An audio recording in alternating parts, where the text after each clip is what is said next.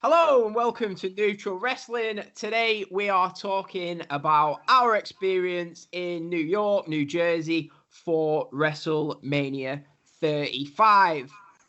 I am joined by Danny as ever, Tebbs, and two people you all spoke to, Chris, diehard Man United fan, Neil, Leeds fan. So yeah, we're all here to talk about our experience at WrestleMania 35. I'll just pass you over to Neil. Neil, tell us something about yourself.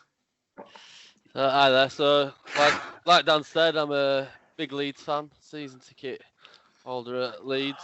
The only thing that comes close to Leeds probably wrestling, which I'm sure we'll get into my love for wrestling tonight. Yeah, and this is your second WrestleMania. If anyone listened to the WrestleMania 34 podcast, we all met pretty much at WrestleMania. Well, we met you unfortunately at WrestleMania 34 in New Orleans. Yeah, it's met out there. We'd never spoke to each other before, but since then, obviously, we've become good friends, and then went out for WrestleMania 35 together. Yeah. So, and Chris, I think I met you WrestleMania 34 through Danny because we stayed in that hotel that stunk of weed. So how many WrestleManias have you been to, Chris? I've been to 3 now. 3. The first one was at 33. I met young Danny, in the stadium when we were sweating our lads off. That's it, really. We haven't looked back. Yeah, it was a hot day, wasn't it, at 33 in that stadium? Yeah, it was a bit too much, to be honest with you, but yeah, it is what it is, isn't it? Yeah, and we've got Tebbs. Tebbs, this was your first WrestleMania, wasn't it? What made you think, fuck it, I'm going? First, I don't know if I'm honest, whatever. First WrestleMania, what pushed you over the line? Neil? All right, so it was Neil. First WrestleMania, first WWE event I'd been to. Been to a few indie shows, but never been to a WWE event live. So that was the first. Thank you. That was the first opportunity I'd had. And you know what? I wouldn't have gone if it wasn't for Neil. We were working together, and then I moved on, and me and him were chatting away. And I'm not one of those people to say, "Fuck it, let's do it." I'm always thinking, "What if?" And he just said, "Do you fancy doing it? Do you want to do it? Do you want to come?" And I'm, yeah, just seeing how much fun you guys had in New Orleans. I wanted to be there for New York, so yeah, that's how I ended up there.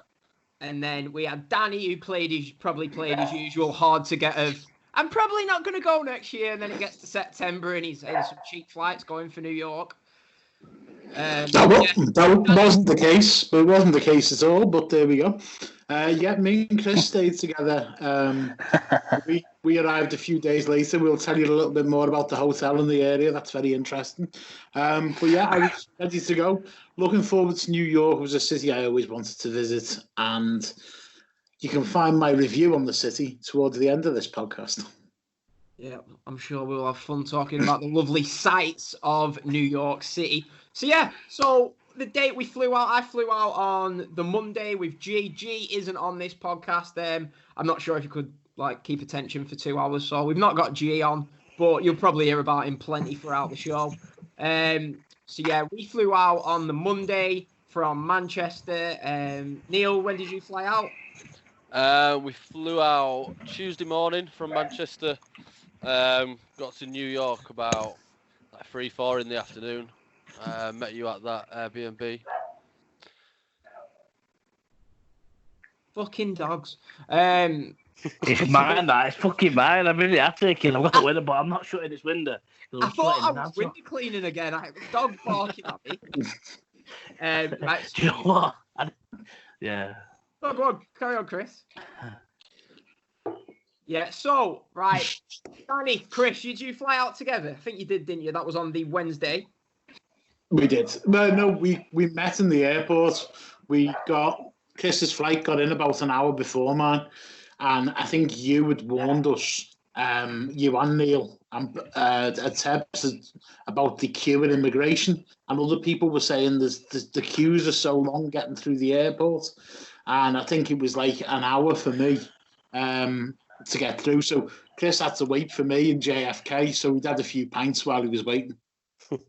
Yeah, I'm not surprised about that. So you went on the Wednesday. We got there the Monday. That queue at customs was absolutely horrible. I remember being stood there dying for a piss.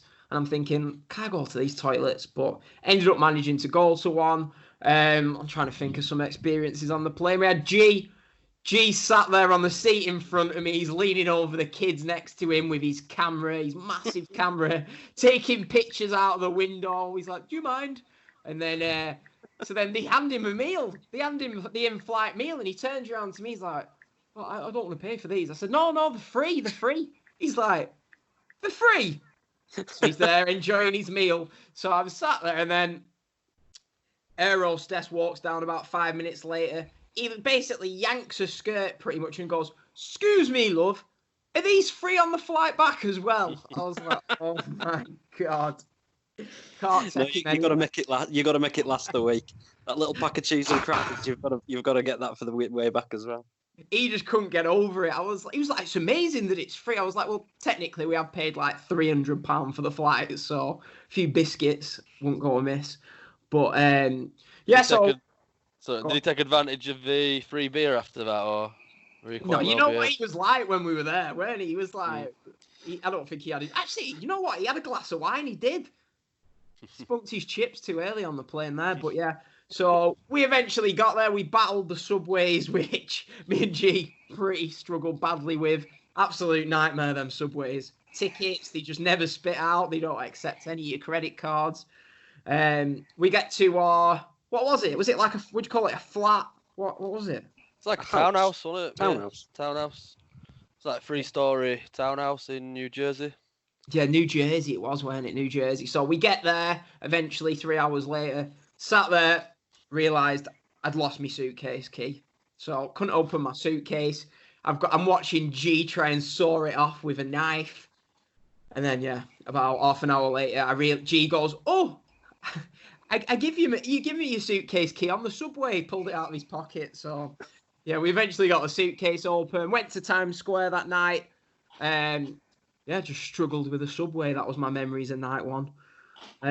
So yeah, that was all day one. Then day two, this would be the day that Paul and Neil arrived. Paul, first time I'd spoke to you was that battle to get the tickets, weren't it? Yeah, we got on, was it Ticketmaster or something like that? And first time we'd always been texting and everything. And at the first time I heard your voice chatting away to you, trying to get these tickets. And it's like, is that the one we want? Are they the ones who want? Getting kicked out of the queue? And then was it Lloyd's had blocked the transaction or something like that? So, but yeah, that's the first time we met. I know going through that, I mean, me and Neil flew on the same flight over. My main memory of that immigration queue was turning my Wi-Fi on, all the messages coming through, and seeing that my car had got broken into at home. As soon as we land in New York, I'm getting pictures of my smashed car window, and I'm just thinking, fuck it hell.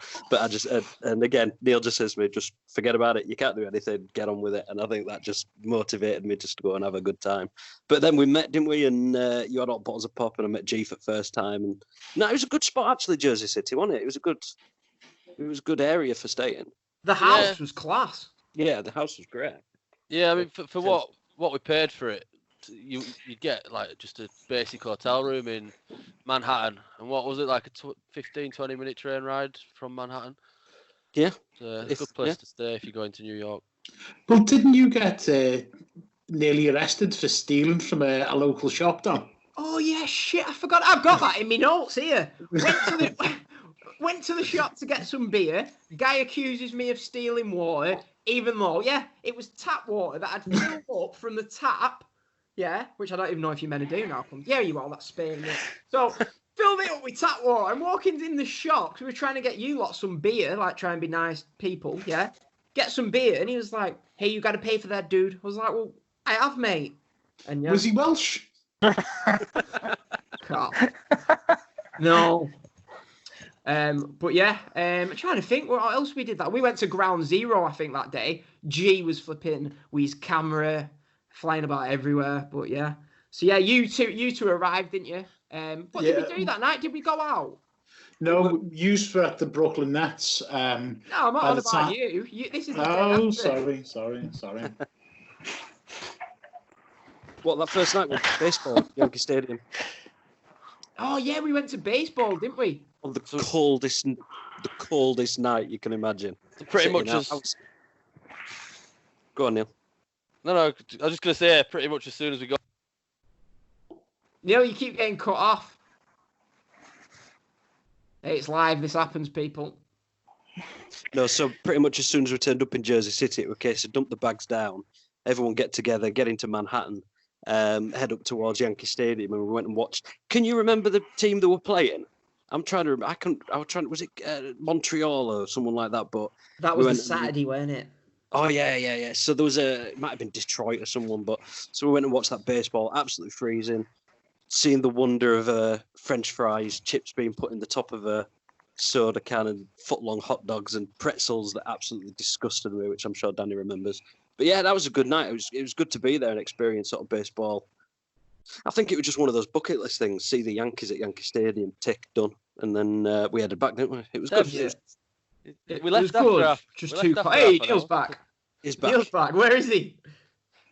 Yeah, and I was just gonna say, I don't think I wouldn't class it as good personally. Did you enjoy it, Dan? We left after half an hour, didn't we? It was like nice to be in Yankee Stadium. Do you know what I mean? I remember just taking a picture with that PNE flag for about 10 minutes, thinking all these Americans are looking at us, thinking, "What the fuck is a Preston North End?"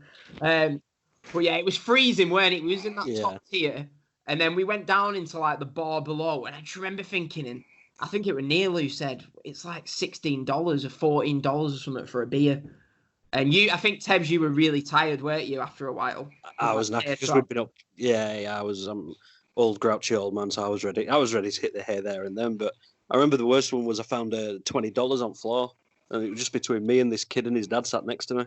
I remember picking it up to him saying, "Is that yours?" He's like, "No," and it is now. And his dad just kind of looked at me and nodded. I'm just looking at him thinking, I could have got another drink for that. Fuck, why didn't Oh, yeah, I don't remember that now. I've come to But it was for me. Yeah, look, I'm not a baseball convert. I'm not going out buying Yankees tops and stuff. It was, one of those things to tick off. Done it now. Thanks very much. Not going to do it again, but still worth doing. Yeah, just a knockoff version of cricket, really, isn't it? Yeah, rounders. It's just rounders with a national anthem at the beginning. Yeah, rounders with gloves. Saying that, I suppose they wear gloves for rounders. Right, so we got back to the townhouse, as Neil eloquently put it. We sat and what did we do? We sat and watched SmackDown, didn't we? It would have been Tuesday night. Sat and watched SmackDown. I just remember thinking, Neil's like, we've got to have some vodkas. So Neil's pouring this vodka. And I just have a little bit of vodka in it. And he poured this vodka, and I just thought, well, that is horrible. And literally, by the end of SmackDown, Neil's pissed. Oh, don't go to bed. Let's stay up. You know what Neil gets like when he's pissed. And so then I'm going to bed, and I'm thinking, right, call it a night. And I'm just sat there. Stood there. I'm going to piss on the toilet. And I just get shoulder barged from behind. Neil knocks me out of the way. There's piss flying on the floor. I'm like, what are you doing? He went, I really needed a piss, sorry. I was like, for fuck's sake. So yeah, that was my night. And then the following morning, I would have been woken up at 6 a.m. by G. I never mentioned this, but G, right, it cost him, he's like gym obsessed for people who don't know him. He paid $100 for a week pass at this gym, but it only started, he wanted it to last a full week till we went home. So we paid $30 for an hour in there for that first day. So he spent $130 on gym passes for his first holiday away in years. So yeah, he made the most of it, the lad. Day 3. This is Danny. I can tell you're eager to talk. And Chris, Danny and Chris, this was when you arrived. So I'll pass you over to Danny. Talk us through your arrival into New York City. Well, the night, me and Chris had booked a hotel, which was a fine hotel. However, I may have, and it was 12 minutes from Midtown, and I may have misjudged the area slightly. So the night before I'm going, the Tuesday, I'm on YouTube, and I thought, so I'll search the area and see what it's like, And I searched it, and the first video to come up was the 10 worst projects in the United States. And of course, this was one of them. So when I fly over, I meet Chris at the airport. I said, "You all right, lads?" He's fine. Trying to get a taxi. And I said to him, told him about that. I asked, I've got good news and bad news. They said, well, what's the bad news? I said, well, we're in one of the 10 worst projects in the United States. That's where we're actually staying in. She said, well, what's the good news? I said, well, it's number 10. So, Yeah, I remember that. Could be worse. So we're standing there, we're trying to get an Uber, we're trying to get a taxi or something, and there was just these people and walking around asking you for something. So we got in a taxi, which wasn't a taxi, wasn't an Uber, agreed to a fee beforehand. We just wanted to get there. Unfortunately, because my flight was delayed in the immigration queue, we weren't going to be able to make it to the Brooklyn Nets that night. So we got in, we threw everything down, had a look around the area, bought some bulletproof vests, went back, put the bulletproof vests on, and then went out for a few drinks. And actually, there was a really nice beer project place that we went into, and there was some nice bars around. It was just the area was going through. It was Long Island City, and it was going through a change. There were some really nice places, and there were some really not so nice places as well. But we were 2 minutes away from the subway, and we were 12 minutes into Midtown on one train, which was great. So yeah, that was where we started. We just went and had a few drinks that night. Danny probably got drunk and started talking at Chris. So in that spirit, I'll pass it over to Chris and let him go through his images of the night. Oh, that's a good night, that really, wasn't it? We just went, just found this little bar. Like, it was just nice and peaceful, weren't it, really? And that's we were sort of, planning what we were doing the next day. That was it, really. Pretty much as that. And we just went home. What's home? I think we got something to eat, didn't we? A Subway or something. Or did we go to that shop? We went to this, shop stroke deli that was open at 2 o'clock in the morning, and they had hot food. And I just got some snacks and a few beers, and I can just hear Chris from the other side of the shop going, "No, chips! Chips! I want some chips!" I was fucking starving, I was. Yeah. Yeah. It was a shop, it was like a corner shop what sold fucking chips. Chips and a kebab in a corner shop and off license. I'm just picturing you two walking through there. Chips, cheese and gravy, middle of New York. Well, did they give you a kebab, some Doritos? Yeah, it was pretty much like that, yeah. To be honest with you, even though I thought, sort of felt out of place, I felt safe at the same time. I did anyway. So it weren't too bad, really. Danny did with his bulletproof vest on. Yeah, that's because I was giving them all the Scouse hard look. Chris was going, "Have you got any mayonnaise? Mayonnaise for the chips?" Any brown sauce? Brown sauce? Oh, it was nowhere near as bad as New Orleans. It was nowhere near as bad as New Orleans Hotel. I didn't think it was anyway. Oh, that hotel! I was scared of going out of that place. It was like cross, weren't they? And you knew I rode the bus a few times into the centre of New Orleans to save some money on Danny's Ubers. And, yeah. I was scared just walking to that bus stop. But yeah, what did we do that day, Tebbs? I think you took us on a really nice tour of New York. Some nice. Didn't we end up going Central Park via Trump Tower? Yeah, I got him took a shit in Trump Tower. A dump in the Trump. Yeah. Well, you three went in, and I was still sat outside because I won't go in. Yeah, and Dorman told me to move, and I says, "Well, I'm waiting for them lot." And then Secret Service kind of started coming over to me with the big guns, and then I kind of shit myself and ran up the street. So I was just hiding around the corner up the street. But I think you're in there at ages. I don't know who it was that were queuing for it, but Jesus Christ! Well, we and just then had them blueberry pancakes, so it was a big shit. Oh, it was the IHOP morning, wasn't it? It was the IHOP. But this is massive in there, though. It was like, I think most of the time we spent in there was getting like an escalator right to the top floor. And when we got to the top floor, there wasn't actually anything there. So then it like another 10 minutes coming back down. I just remember going in the shop and seeing like loads of stuff, but I was like, I'm not sure that's politically correct. Fucking hell. There was like, do you remember? It was like just weird stuff in that gift shop. Yeah, it's just all the stereotypical Trump like caps and signs and t-shirts and stuff like that. Yeah, but so we went to IHOP, didn't we? For them we all got pancakes and stuff like that, didn't we? Yeah, they were pretty good. So I discovered IHOP in New Orleans. I was glad to see that they had them in New York as well. So took everyone down there. It's probably my favourite place to eat in America over the 2 times I've been, to be fair. It would be. I remember you two. I was thinking they're going to make me tip here. They're going to make me tip. And you two, I don't think you liked the girl that was serving us, did you? I remember thinking we might get away with not tipping here.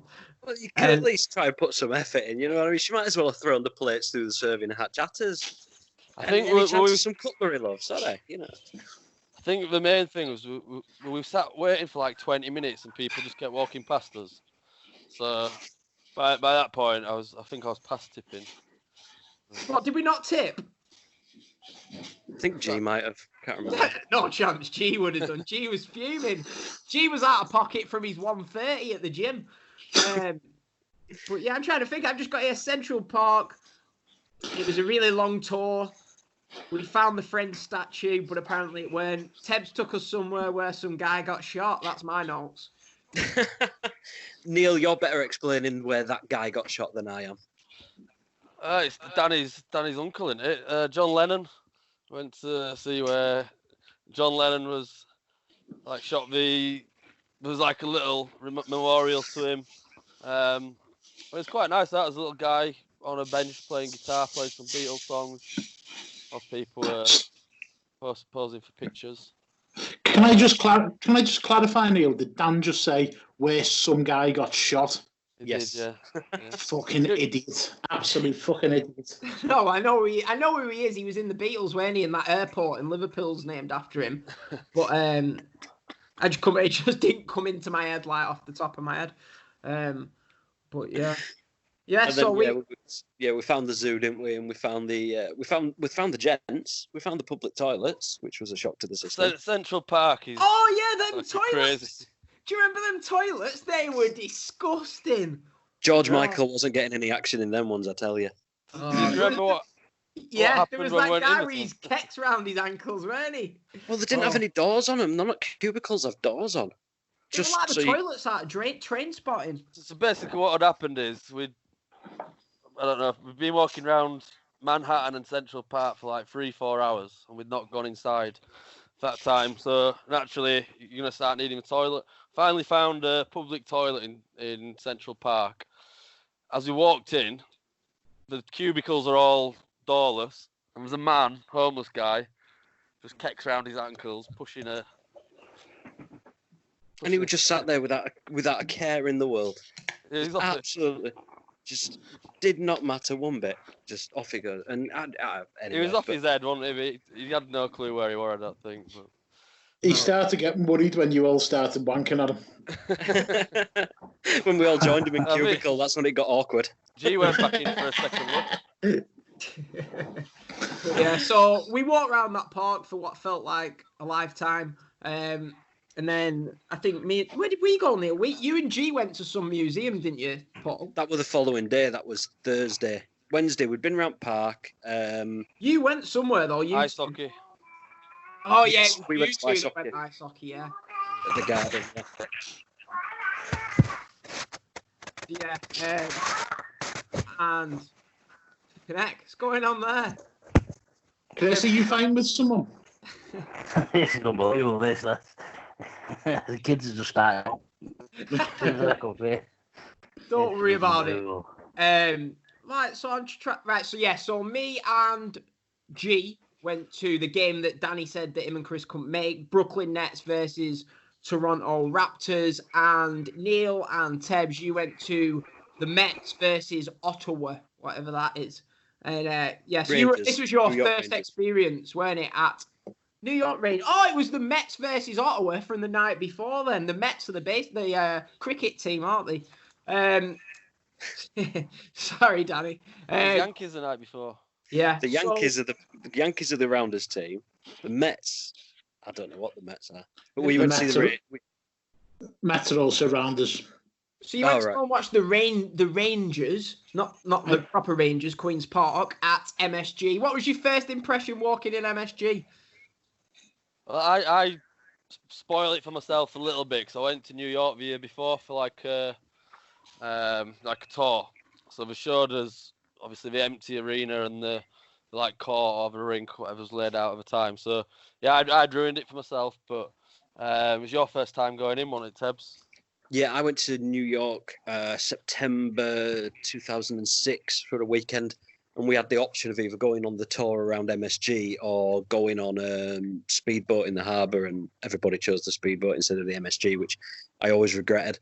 But getting a chance to go, it was absolutely outstanding. An amazing building, amazing history. And I love all the history that's in the gangways as they go around. You can actually see everything that's happened there. You get a feel for what the place is, the building is, rather than just a stadium or whatever. So it was a great, not so great hockey game, let's put it that way, but it was a good experience, definitely.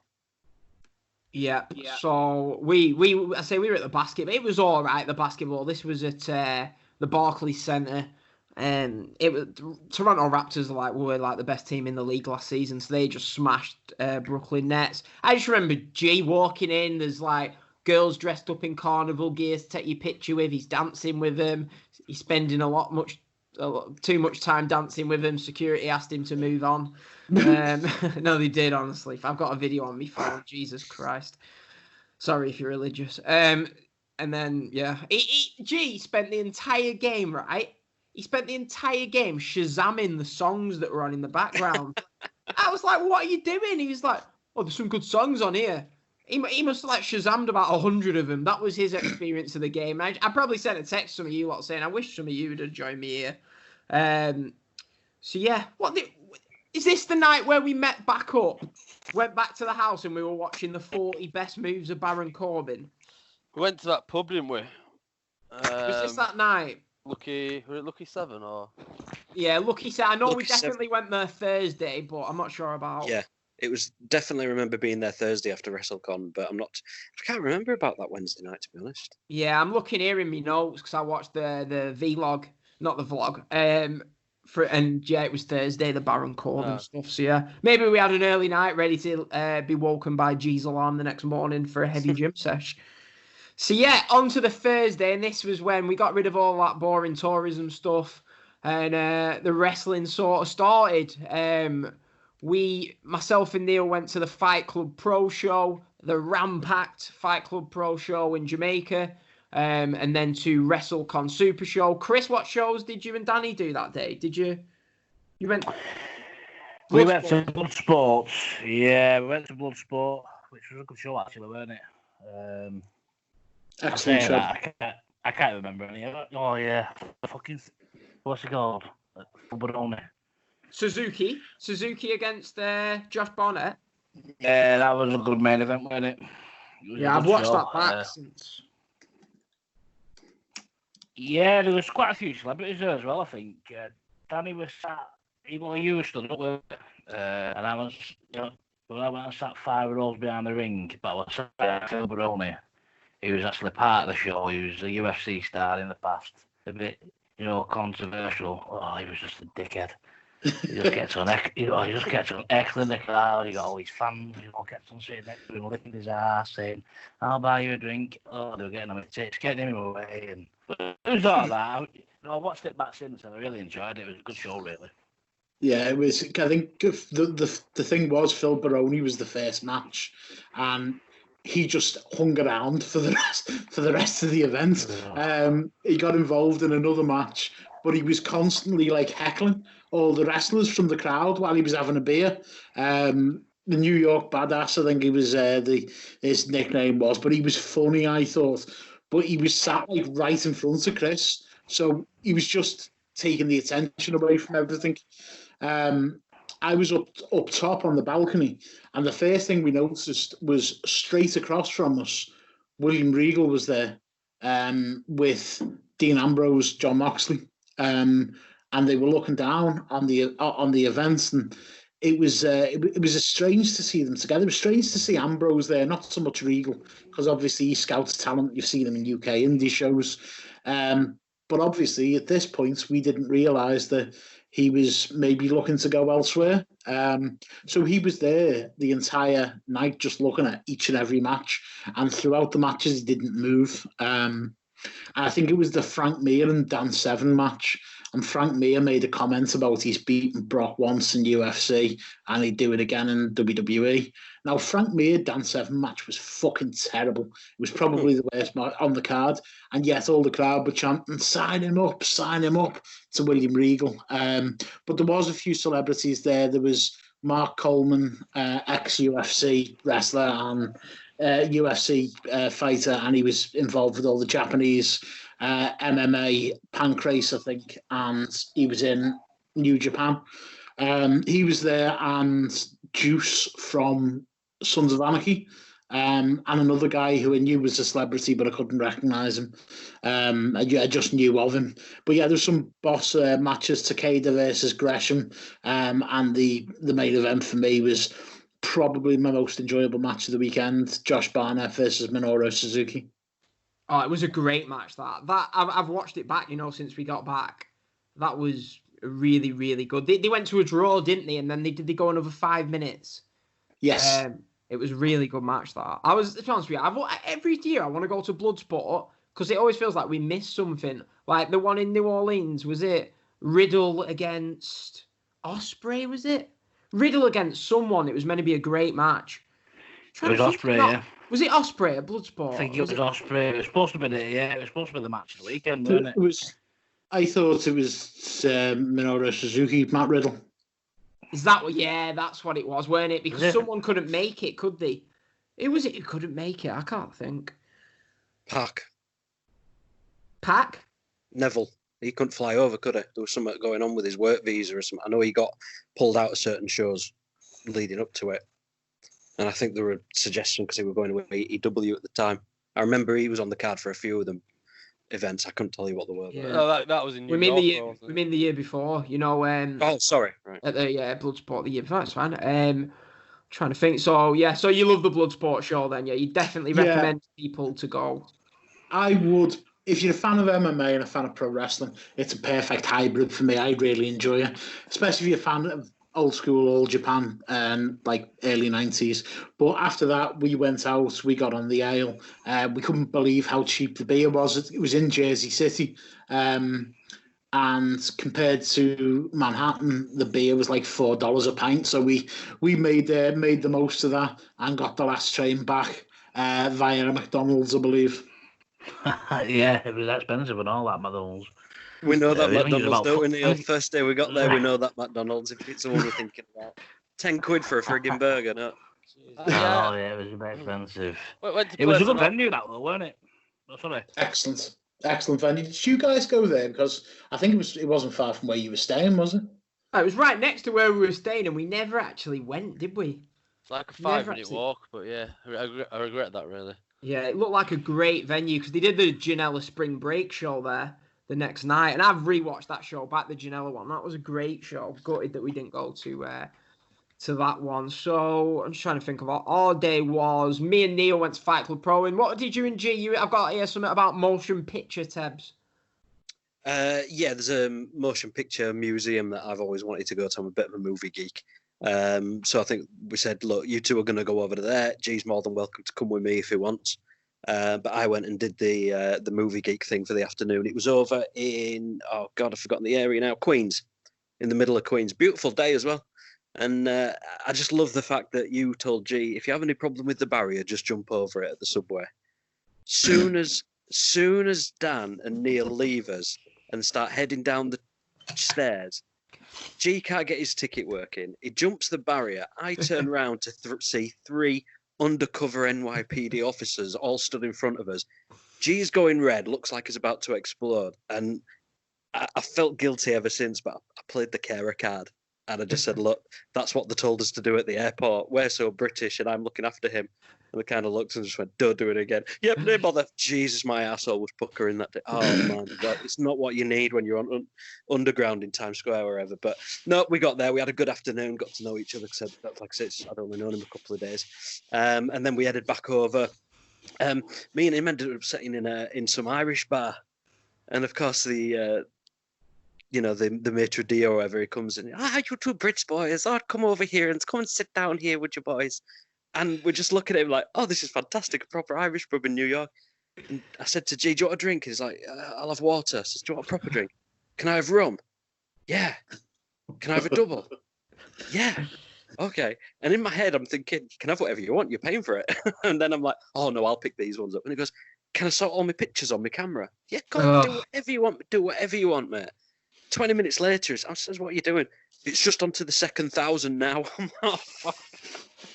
But we sat in there and waited, and then we got over to the Hilton and met up with you. And then it was the start of WrestleCon, wasn't it? Where I think the first time it's kind of sprung onto me how big it was when I bumped into Eric Bischoff outside.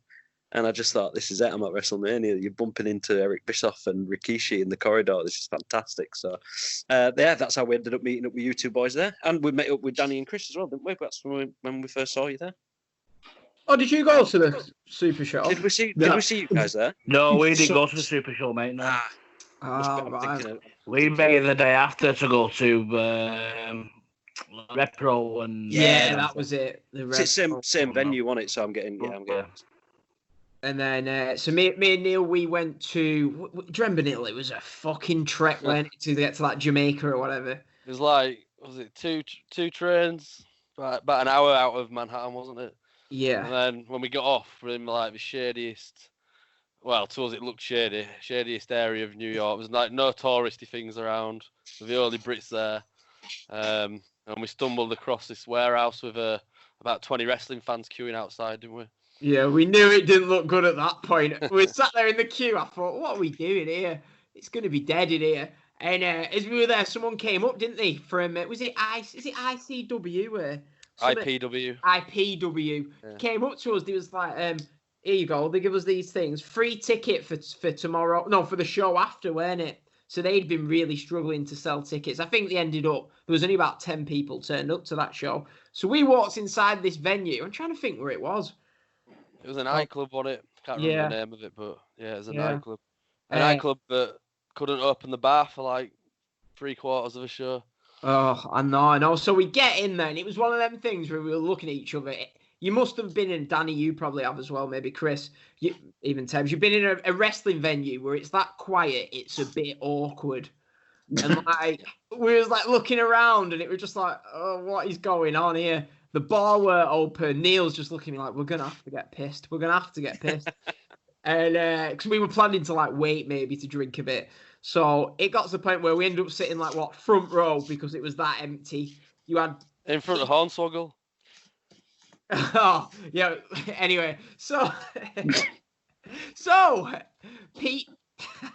I know I said I weren't going to edit, and I'm still not going to fucking edit. Right, so Pete Dunne and who was it? Pete Dunne and it was British Strong Style, wasn't it? Yeah, British Strong Style came out. You could tell on Pete Dunne's face, he was like, "Thank fuck I don't have to wrestle in front of 15 people anymore." He comes out, tries to get me, Neil, and 3 other losers hyped up for the show. By this point, I'm guessing we were drinking though, because we had a few beers while. I think they opened the doors like 20 minutes late anyway, and then the show started like 40 minutes later than it was supposed to. So we were like half an hour where we're in the venue where the bars weren't open. So at that point, we were thinking like we're gonna have to sit through 3 hours of this, not have a drink. But then eventually they opened the bar. Much to Tyler Bates' joy. Oh, yeah. So, Danny, right, I'm sat there, stood there. Neil goes, "How can you take a picture of me? I'm going to get a picture with Tyler Bate." So I'm ordering a drink, taking a picture of Neil and Tyler Bate. And Tyler Bate just looks at us and he's just like, "I'll have a gin and tonic." I thought, is he taking the piss? He's about 6 years younger than me. He's asking for a gin and tonic. He's dressed like a right fucking idiot as well, weren't he? What the fuck was he wearing? Sorry if you're listening, Tyler. And yeah, so I thought, well, I'll tell you what, if I'm buying you a gin and tonic, I might as well get a picture. So yeah, I got a picture and fucking hell. Did we work out whether it was he underage at the time or? I don't know. He just being cheeky? Probably a bit of both, weren't he? But yeah, I don't know. So yeah, the show, it wasn't good really, was it? We sing Gangrel's theme song was class. I've just got that in your notes. He came out to his Brood theme. But yeah, the show, Neil, did you know it never actually made the Fight Club Pro on demand? I'm not surprised. He never put it on. I struggle to tell you one match it was on. It was the first time I'd ever seen Orange Cassidy and Michael Oku. So that was like probably the best thing for me, seeing them two for the first time live. Yeah. So what was Michael Oku on that show? He wrestled someone, yeah. Oh, I've got the match lineup here. See if this brings back. It was at the NYC Arena. We had Mark Davis versus Ricky Shane Page for the Fight Club Pro Championship. Trey Miguel versus Jake Atlas, Penelope Ford, and Kip Sabian. Chuck Mambo versus Connor Mills. I'm just trying to see if there's anyone else with like any name value in there. Not really. I don't even know what you are for these are, to be honest. Oh, Mike Quackenbush, Robbie Eagles, and Puma King defeated Schadenfreude. So yeah. So this show pretty much drove us to drink. I remember did we get 2 beers or something for the train? It was, yeah, we'd had 2 or 3 of them little American 330ml cans of beer. Then about 10 minutes before the show ended, we realised we've got an hour train to catch. So, as you do in England, if you've got a long train, you stock up on beer, which we soon found out is not the way in America. No. We sat there and it was like, are we allowed to drink this? And it got to the point where we were just like, oh, fuck it, we're drinking it. So we just sat there drinking it. We seen a few funny looks knocking about, but I'm not sure how they can judge. G had bought himself a tuna salad. I think it was tuna salad or a salmon salad or something from one of these delis before we got the train back to the Hilton. And he was sat on, I can remember now, chatting away to him. He's telling me about all his past and everything. And the looks were coming over from people. And I'm just looking like, the only thing around is his tuna salad. I'm like, gee, do you want to just put that away until we get off? Yeah, okay. And he carries on eating it. I'm like, and everybody else is looking up. And I've just realised now, we weren't supposed to be doing that. What, you can't have a tuna salad? No, there were a bunch of people looking over, like absolutely daggers looks. I've never thought about that day until you've just mentioned the train thing. To be fair, you wouldn't eat something fishy in a closed public space anyway, would you? Well, unless you're G.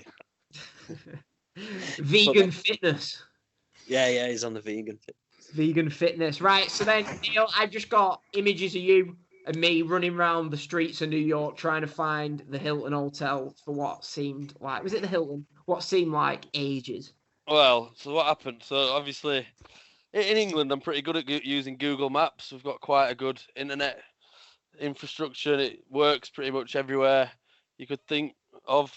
So we know where this hotel is. We've got to get to. The maps is telling us to go one way. We walked for what must have been like 15 minutes. And all of a sudden, the GPS kicked in on the phone and told us we were going the complete opposite direction. Yeah, I think we got there a little bit late, didn't we? Yeah, the show had been delayed anyway, because if you remember, they sent Ric Flair out, didn't they, at the start of the show with, was it the Animal or something like that? Animal, yeah. I thought that was just part of the show. Yeah, no, I think they'd sent it out because they brought him out to, like, I think he was backstage or whatever, a signing any that day, so they got him to go out there. Weren't they waiting for paramedics to turn up or something? Yeah, it was something like that, weren't it? Start until they had enough paramedics on site. Yeah, I'm looking at this card, and on paper it was a good card. We had Ray Phoenix against Pentagon Jr., Robbie Eagles against Arez and Flamita. Robbie Eagles must have got there quicker than we did. Hurricane Helms, Jushin Thunder Liger, and X-Pac defeat the Revolt. Dragon Lee defeats Cavanario. Zack Sabre Jr. defeats Shane Strickland. And this is the match where we turn around, don't we? Where they're paying tenner a shot for a beer. We turn around and G is fast asleep, sprawled out across 3 chairs, seeking for some attention. He was tired out from the museum, the poor sod. You're walking around that museum. Uploading all them pictures. I was looking down that card today, and I can't believe how stacked that was, and how many people. Sammy Guevara and LAX on there, weren't there? Orange Cassidy and CU. All these people now that I'm recognising are just like. At the time, I did not even recognise who half of them were, just because I wasn't that clued up on the indie scene. I think biggest shout for night was Justin Thunder Liger, wasn't it? Yeah, teaming up with X-Pac. And I remember Hurricane Helms saying like he shouldn't really be allowed there. He had to get permission or something to work there, because obviously he works at WWE. I tell you what I remember. some guy, this just sums it up. Some guy was like, "Oh, I'm from Preston too. I support Blackburn."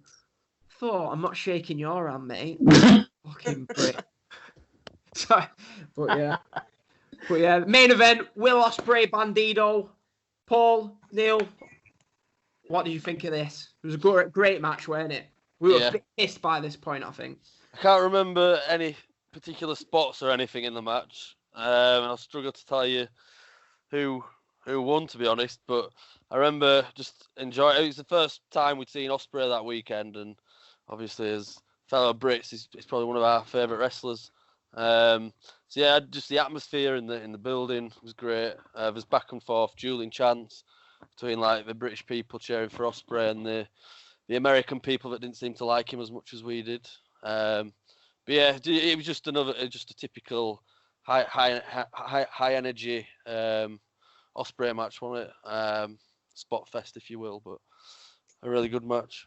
I remember you seeing Dave Meltzer pissed up and you going, Dave, 5 stars, Dave. 5 stars, Dave. And he's just like looking at you thinking. He shook his head. Well, did he give it 4.75? It's here. It is 4.75. There was just something about it. He just couldn't give it that 0.25, could he? It's probably Neil afterwards. Yeah. He was going to give it 5 until I checked. Fuck that British guy. Sorry, Will. I just remember Neil, you being like, he's a fucking prick, Bandido. I was like, why? He was like, they're throwing money in and he's picking it up. What a fucking tramp. No, that wasn't me that said it. I like that. It was. Someone then was having a go at it and he was like, don't respect that. I thought, fucking hell, it can't have been you, Tebbs, after you were gutted about not swiping that $20 off that kid at Yankee Stadium. I was going to be fighting him to go in the ring myself. I'm like, I'll have a bit of that. I've got to pay for breakfast tomorrow. I'll be getting in the ring and scooping it up myself. That Ospreay Bandit, I'm not going into the detail behind it, but that was sort of the moment of my weekend, to be honest. After watching that match and meeting Will Ospreay afterwards, I think there's a few people here that know the story, but I'm not going into it.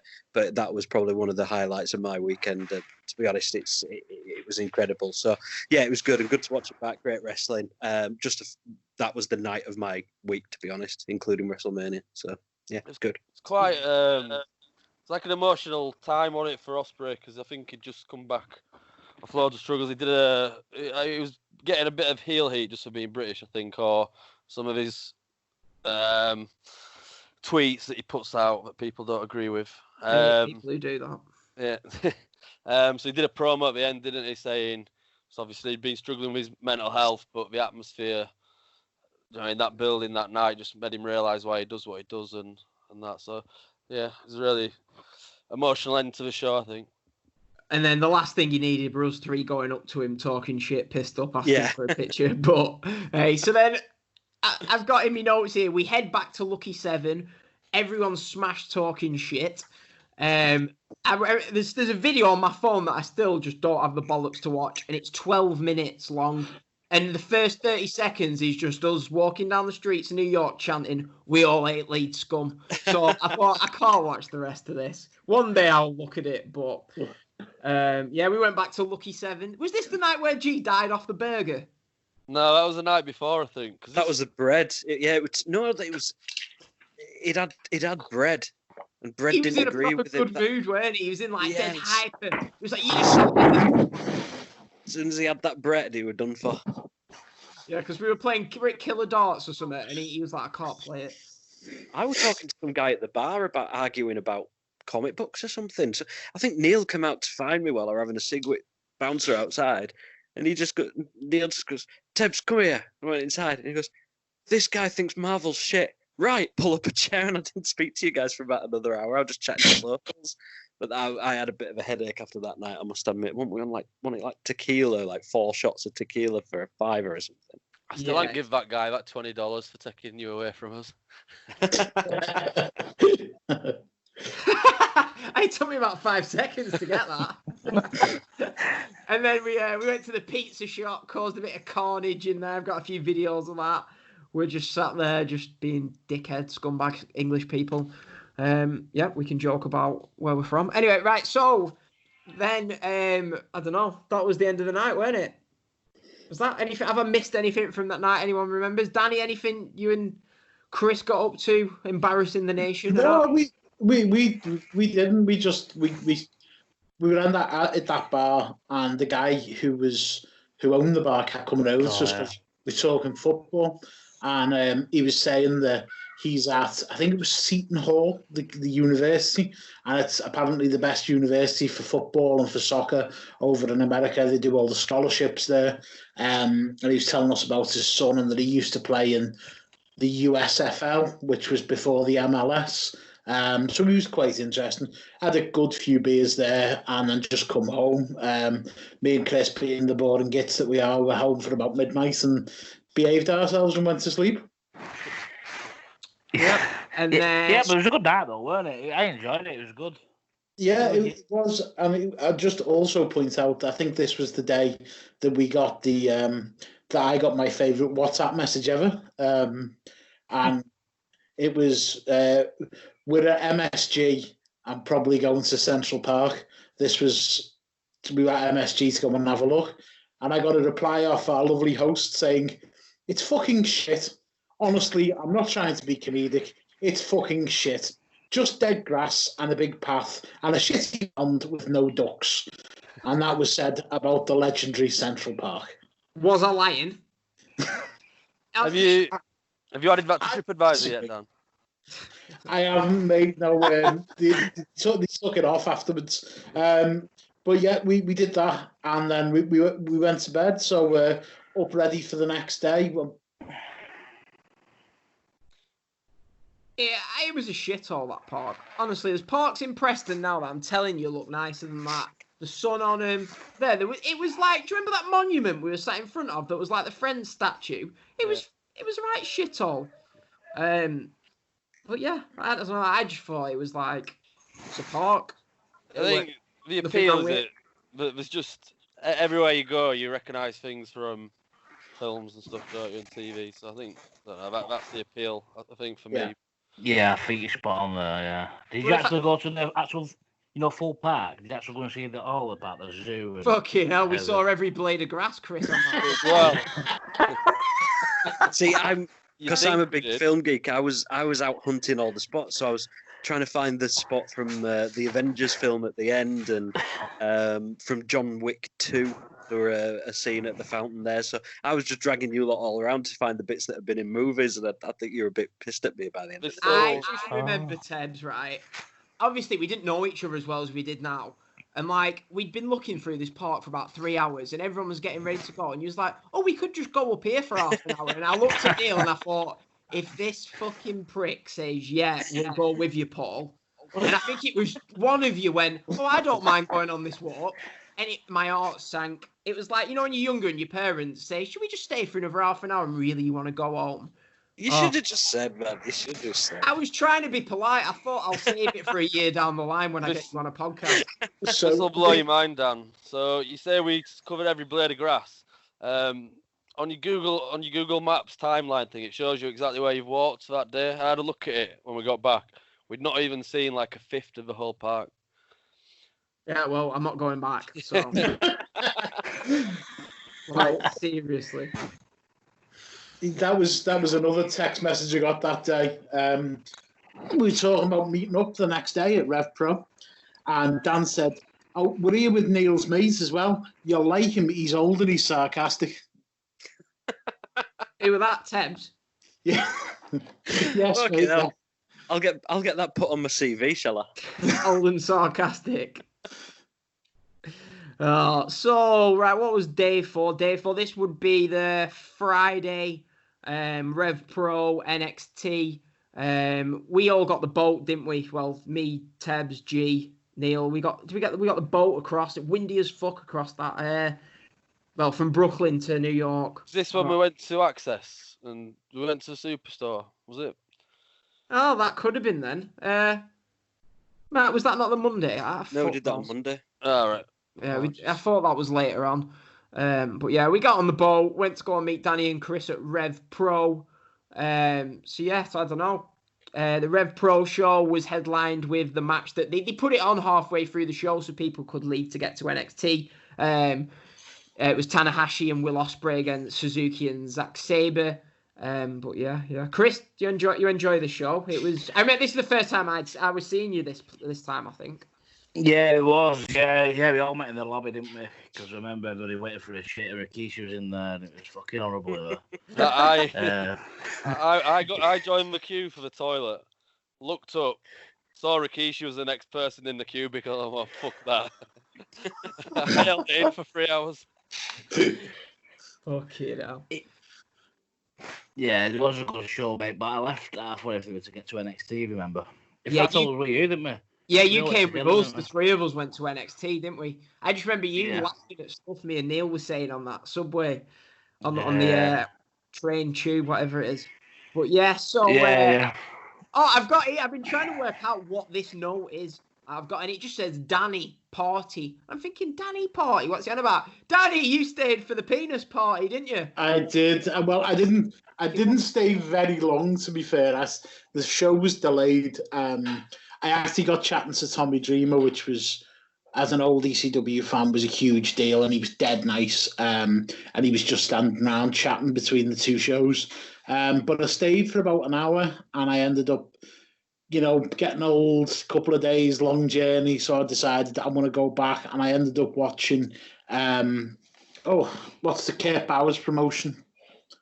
Major League. Yeah, that's the one. I ended up, and they had like a Royal Rumble, but it was like with pins and submissions and stuff, and it was really good. I ended up watching that with a load of beer in the room while you were at NXT. Right. So, did you enjoy the Rev Pro show? I'm just looking at the card that it was. Looking at this, it's weird. I always think the year after you look back, the matches that you probably wouldn't see now, like Brian Cage versus Michael Oku. I remember that, yeah. Ishii versus David Starr, Show and Yo versus Aussie Open in the main event, Clark Connors and Carl Fredericks versus CCK. I was so disappointed with that Aussie Open Roppongi 3K match. It was because everyone had gone to go to NXT. There was just no effort put in. There was no what you'd expect from these two big high energy moves. It was just so disappointing. But it went on for 20 minutes. It must have been 20, at least felt like about fucking 40 minutes. But I was really let down by that because that was a match I was looking forward to. Right, yeah. So we was did they do like an angle at the end of it? I was listening to I can't think of the Rev Pro owner's name, Andy Q. Is it? I was listening to his podcast. They did like a big angle at the end of it. I can't remember what it was, but I don't know. But the show, I thought it was all right. It was nowhere near. I think we might have gone in with expectations of that amazing Rev Pro show that we went to in New York. But what did you make of the venue? Like that as an overall venue, the Hilton. The best thing for me, it was the Bobby Heenan was inducted into the Hall of Fame in this building. So that was quite a big deal because it was being before the Hall of Famers were in the arenas. That was the one where he did that legendary speech. So that was quite cool. I enjoyed watching wrestling. The sight lines were good. And it seemed to have a good atmosphere for me. Yeah, see, I thought, I don't know, it was a bit more reserved, I felt, because I was just comparing it to where we watched the wrestling in New Orleans. It was just like, don't know, it's in a hotel ballroom, whereas I obviously like the venue that you went to for Bloodsport looked a lot better. Even that venue that me and Neil went to watch, the MT Fight Club Pro venue, that was more like an indie wrestling venue. But so we went. What did you do, Tebbs? Did you not come NXT? No, I stayed for the rest of Rev Pro, and then I hung around because I went to Hamilton. I went to Broadway. Darling. Ended up in Times Square. Went to Planet Hollywood for my tea. Silly bastard here thinks he could just walk into Planet Hollywood in Times Square at 8 o'clock on a Friday night and get a table. And the guy come over and just says, "Look, mate, I'm on my own. I didn't click on that. I should have even booked. What can you do?" Comes back 2 minutes later and he set me a place up at the bar. So he says, "Let me just sit and eat at the bar because I'm on my own." So I sat and had my burger and chips and my whatever and saw all my movie props and all that crap. And then went to see Hamilton. Yeah, fantastic. Brilliant night. But I went on an old-fashioned master date. It's where you go on a date on your own, and I loved it. What was that called again? A master date? A master date. It's where you have a date by yourself. Oh, okay. So you had you going to watch Hamilton. You had Danny watching MLW with his pizza. So yeah, we went to NXT Takeover at the Barclays Center. Yeah, what did you make of the Takeover show, Chris? It got rave reviews. I thought it was all right, but I didn't think it was as good as people said. I really enjoyed it. I thought the Riddle and Velveteen Dream match was pretty good. To be honest with you, I thought the Pete Dunne and Walter match was pretty good. I really enjoyed it. I think the lights went out as well again, and I think it caused a bit of shit where we were. So I think it sort of ruined it for about 5 minutes. Then you got all the fans started shit, chanting, shouting and stuff. But other than that, I enjoyed it. It was a good show. Yeah, it was good. I don't know. I always say I don't feel like I enjoy the NXT shows. Like, I don't know that much. I mean, I'll read out the card. The card was War Raiders defeated Aleister Black and Ricochet. That was for me I think that was my favourite match on the show. That was a great tag team match. Oh yeah, that was where Ricochet did the spot off the ladder, weren't it? As the ladder was leaning, he thought I did like a backflip off it, didn't he? Did he? I remember. You remember? It was quite a good spot. I don't remember any spots. It's one of them. I wanted to go back and watch them all, but just not a chance. But yeah, Velveteen Dream defeated Matt Riddle. That was really good, wasn't it? A really good match. It was weird seeing Walter versus Pete Dunne in the WWE setting.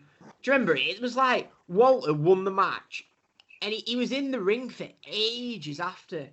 So like, do you remember, Neil? His theme was just playing for ages, and he stood in the ring, and it was just a bit like, I don't know. It was weird, that match. It was weird watching a Walter match in front of a WWE audience where they were quite quiet for it. Yeah, I think Americans, probably the majority of people there won't have been too familiar with, because it had not been, was it his debut, that, or?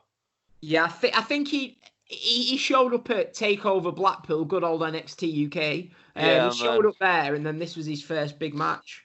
So yeah, a lot of obviously the American NXT fans who don't pay attention to like European indies, won't have been too familiar with him. So I think, and just his style of wrestling, it's very different to what WWE's style is, isn't it? A lot of strikes and things like that. And obviously Pete Dunne's a really popular guy in NXT, so I think a lot of people would have been shocked as well to see him lose. Yeah, he's been the champion for ages, hasn't he? Like 2 years at this point. Yeah. We had Shayna Baszler defeating Bianca Belair, Io Shirai, and Kairi Sane. I think it was all right. And then we had the 2 out of 3 falls match. Dave Meltzer gave it 5.5 stars. Gargano versus Adam Cole. The match goes about 40 minutes. I was sat there saying to you, I think the first 20 minutes was boring. It was okay. And then the last 15, 20 minutes were really, really good. But I didn't feel like we came out, Neil. I remember me and you talking amongst each other saying, I thought that tag team match that opened the show was match of the night, because we even made Tebbs watch it when we got back. Whereas everyone online was like, oh, Gargano, Adam Cole, unbelievable match. But, I think the thing with the main event for me, it was just,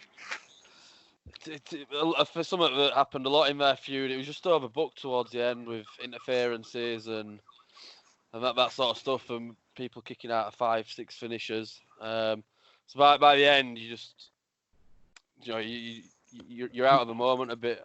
It was a good match. I enjoyed it, but yeah, I wouldn't say it was the best match of the night. Yeah, I totally agree with that. It just went on for too long, but it was a good match though. It was a good main event. Yeah. I always find it weird that, like, when you go to all the indie shows, the good atmospheres and stuff, it's like a bit of a culture shock when you then walk into a WWE show. You've got, like, what WWE fans can be like at these live shows. They're a bit fucking weird, aren't they? Some of them. And you just sat there like, it's just a bit weird. You've gone from, like, the indie shows, everyone's buzzing, like, I'd say mainly normal people. Then you go to the WWE shows, and sometimes they can be a bit... Like, Neil, we were sat there, and you had Man United and Man City fans, if you remember, shouting and arguing to each other. Like, they were a Mexican guy, weren't it? And we were like South American, just 2 South American lads sat about 20 seats away from each other, just in the middle of matches, just shouting American version of British football chants to each other. So yeah, it's a different you'd get slapped in England, wouldn't you? If you were... Yeah. Yeah, you So would. It's just different. Chris would have walked home going, shut up, you cunt, chinned him. Good job you weren't sat with us, Chris. But it was like, go Team Manchester. Yeah. Should have They're been sort of shy. They're sort of shy. They just don't know soccer, do they? I don't mean to be horrible. Oh, soccer, don't swear at me, Chris. I think the thing we're watching takeovers live as well is obviously when you watch it on TV, the mics are placed in certain places and they put the volume up on certain mics.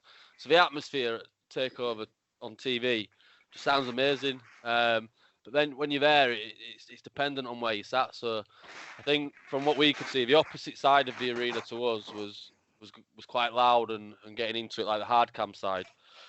But even though we had quite low seats, we sat in a corner and nobody really chanting around us. So if we got involved in it, we'd be the only ones. So I think that detracts away from it as well. But I think takeover is obviously it's good to go see, but I think takeovers are generally better to watch on TV.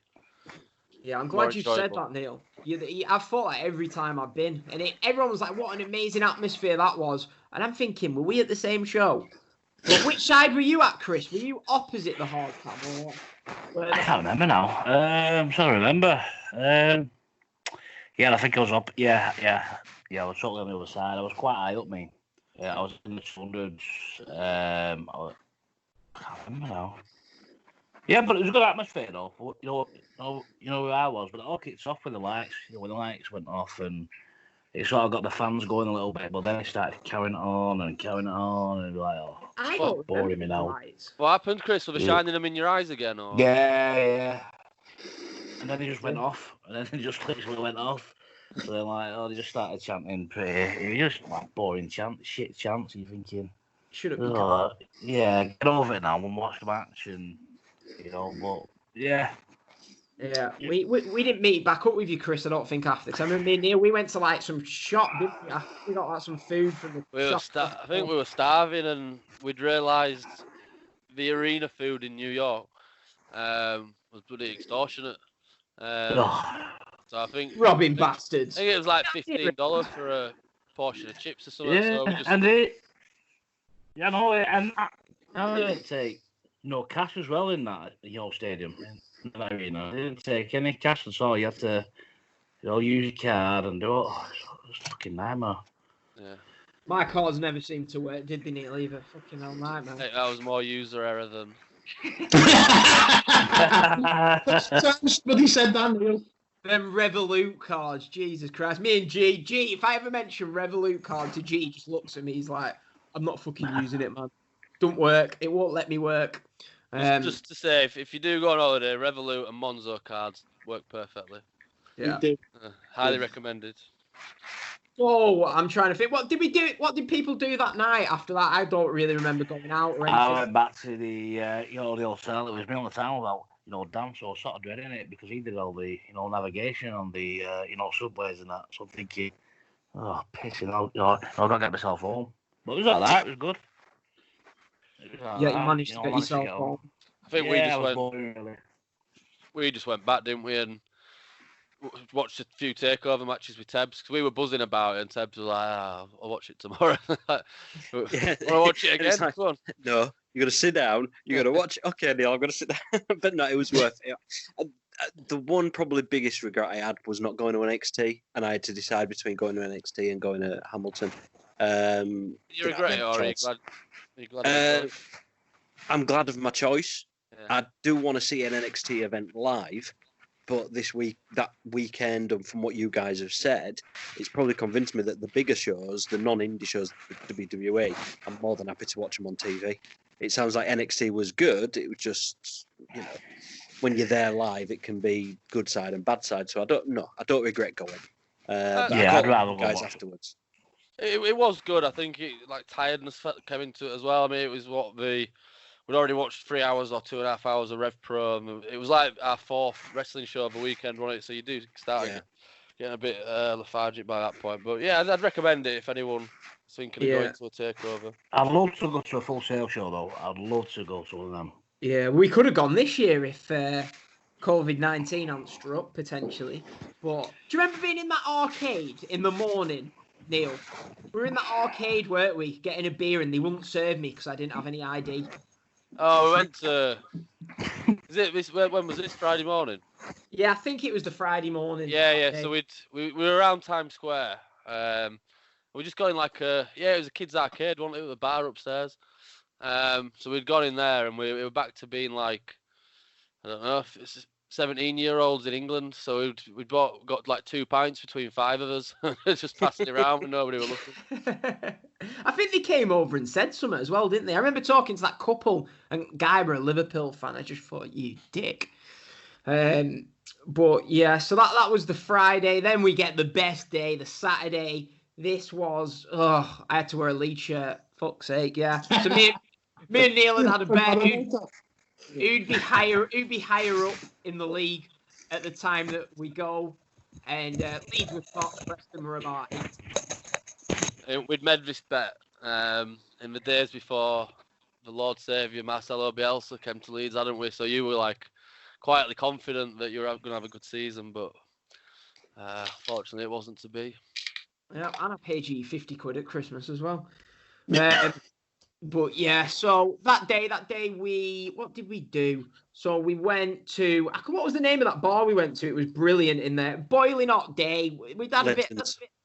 Was it called Legends? A few days before, I'd been like, they were all right, but I felt like it hadn't really got started. We were a bit cold at night. There wasn't like much motivation to go out because we were tired. It was the complete opposite to New Orleans the year before. New York, it's a bit shit. So yeah, this was like the best. What are you laughing? This was the best day, the Saturday, because we went to this Legends bar full of football fans. What an English person wants. We want football fans, a pub, beer, sun, and football.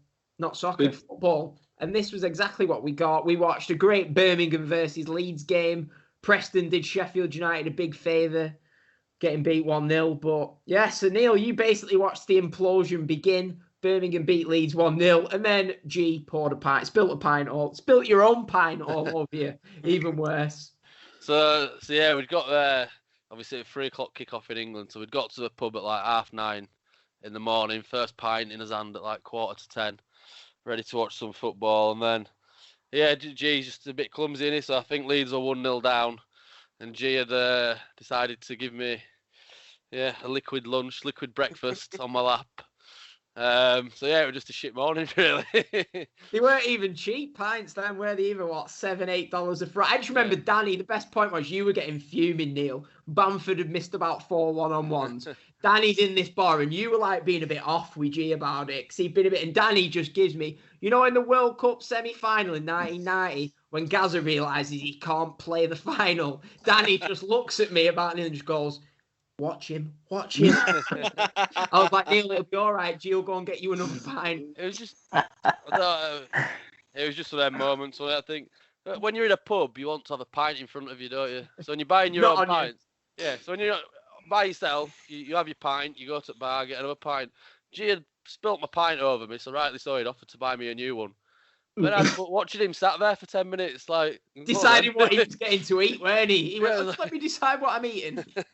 But that bar was great. The way it was set up was fantastic. There was about 6 different games going on at once, wasn't there? Yeah. And I think it was the early kickoff, and they were all like, cornered off, weren't they? Each game, so everyone was just kind of watching their own game, and it was busy in there, man. It was fucking busy. Poor G knocks poor Neil's pint over and then takes 15 minutes to decide what he's getting to eat. But the fact that he was eating, and it was shocker. I mean, literally, I was squeezed into a corner, and I'm like, how's he going to eat? Where's he going to eat? And we had to kind of just like give up the table for him. But it was a really, really good bar. The reason Chris wasn't there is because later on we were going to see New York City FC, and obviously with Paul being Chris being a United fan, he wasn't up for that in any way, shape or form. What were your thoughts behind Chris? Fuck off. No way will I win there. That's a chance. You could have sat with away fans, Chris. We're about 12 of them. Do you know what, though? I do sort of regret it in a way, because I didn't realise they played at the Yankee Stadium. Well, I do want to go there, but I just don't want to go and watch baseball, because it's a bit shit, innit? So I sort of do regret it, in a way, but I still had a good time. I went to the Bruce Pritchard Something to Wrestle show. I had to find something, didn't I? So I enjoyed that. Yeah, so I'm trying to think. What was it like, that Bruce Pritchard show? Was it the one with JR? No, it was John Bradshaw Layfield, Tony Schiavone, and then obviously Conrad and Bruce Pritchard. But yeah, no, it was a really good show. It was a good atmosphere. It was a good laugh, really. I've never been to anything like that before. I've never really even listened to him. I just needed to find something so I could avoid that shit where you went to. So, class. There you go. Best thing was, Danny, I'm just thinking now, right? The Birmingham Leeds game kicked off at 10 a.m, didn't it? Yeah. So, why... G was basically getting a steak. See, I remember he got a steak or something like that, didn't he? Why would he order a steak at 10:30? Why would he not just wait till like 12 or something? God only knows. It was the morning, but then time was against us getting to the stadium. Yeah. Was it like 1:30 kickoff? Was it? Yeah, and it was the actual. I started feeling really sorry for Neil at this point, because when we were on the train after the game, he turns around to you, Dan, and says, "You've got your tickets, haven't you?" Oh, forgot about this. It was the look on Neil's face. It was like an exasperated dad who's just had enough. do you know what I mean? Yeah. Eventually, you found your tickets, didn't you? No, I don't think we did. I think I had to go onto the app, and they let us scan the ones on the app. But in the morning, Neil had gone, "Here's your tickets." I think you were getting a bit annoyed that we couldn't work our bank cards. The other thing was, they had money on the Revolut card, but they'd taken like $1,000 in cash. Oh, we lost it. And then for I don't know if it was that morning or the day before, they'd spent hours talking about how they'd lost the money. They'd gone in the room, tipped it upside down. I'm stood there just watching, making sure they're looking everywhere. After about 45 minutes of looking, I saw this sock on top of the suitcase. Picked this sock up because it looked a bit odd, and there's a wad of rolled up money in this sock. I wasn't being like impatient when we'd lost the tickets. This was after a build up. And you'd even gone, "Here's your tickets, Dan. Don't fucking forget them." As I say, you could tell it was a build up, because you weren't even getting narky. It was just your face was, like somebody's forgotten his football boots for the 16th time in a week. That was texted last night to say don't forget him. Yeah. So we made our way there, didn't we? And I was shocked how much of a dodgy area it was around the stadium, because I think Tebbs turned around to me when we got off and said, because you had been the night before or whatever, and it was a bit dodgy around there, wasn't it? It was slap bang in the middle of the Bronx. Yeah, slap bang in the middle of Bronx. And I just remember G waving his expensive camera around everywhere, taking pictures of a highway and the pigeon and anything that was moving. And I just said, "G, put your camera away." Yeah. And he puts it away. And then literally 30 seconds later, he's taking pictures again of like a deli. And I was just thinking, no wonder Neil's had a hard couple of days. Yeah, well, Neil, to be fair, the money was in the sock, because at WrestleMania 31, me and my mate, we put $500 or something underneath the bed. Like the mattress, we put it underneath the mattress. We went out, we came back at like 6 a.m, it had gone. So the cleaners had obviously looted us. So I thought, well, I won't take any chances this time, put it in a sock. Staying in an Airbnb, weren't you? Hey? Yeah, it was an Airbnb, no one else were in there. Suppose. I haven't got you anything for your birthday yet, but I'm going to buy you a wallet now this story's reminded. I don't deal with cash anymore. I've got my Revolut card. But, sorry, can I just say one last thing about the Airbnb? It was one of these fancy ones where you've got to put the PIN number in to get in. Oh. And I just loved the privacy and the security of it, especially when Dan gets back late at night and it's all nice and quiet on the street. And he goes, right, 6, 1, 5. Fuck me, why don't we just leave the door open for him? I couldn't believe it. I'm just looking at him like, are you for real? You might as well just sit and cut copies of his keys for people and leave them on steps. I can picture your face. You opened the door, you just looked at me, shook your head and turned around. It's just that look of we're all going to get raped and murdered tonight. That's not looking. So we pull up at Yankee Stadium. It's a boiling hot day. We get in the stadium. It was it half full? I don't know, but I think that's been a bit generous. It was half empty. Well, It was busier than the baseball. Let's say that. Yeah, and we was so I just remember there being loads and loads of beer, and I thought I want a fucking collector's cup with a beer in it. So I went all the way around the stadium to get this beer, and it was in the actual New York City cup. I've got it somewhere upstairs somewhere. I thought you were going to say something, Danny. So then we come back, and me and Neil sat there, and you, Danny and Tebbs were sat. Our seats were next to the Canadians, the Montreal Impact fans, and me and Neil were like, oh my God, look opposite. There's just all the safe standing. It's like all the New York City Ultras are just there. So I was like, oh my God, please say we can get round there. So me, Neil, G, we go round to see if we can get round there. It's just benches. It's boiling hot sun. You stood there with your beers. The atmosphere is amazing. I was like, why can't football be like this in England, where it's like, oh my God, he's got a Coca-Cola lid off a bottle. Kick him out. And then you're there and they've got like pyro, tambourines, beer everywhere. Do you remember that, Neil? That Mexican lad knocked over me beer, didn't he?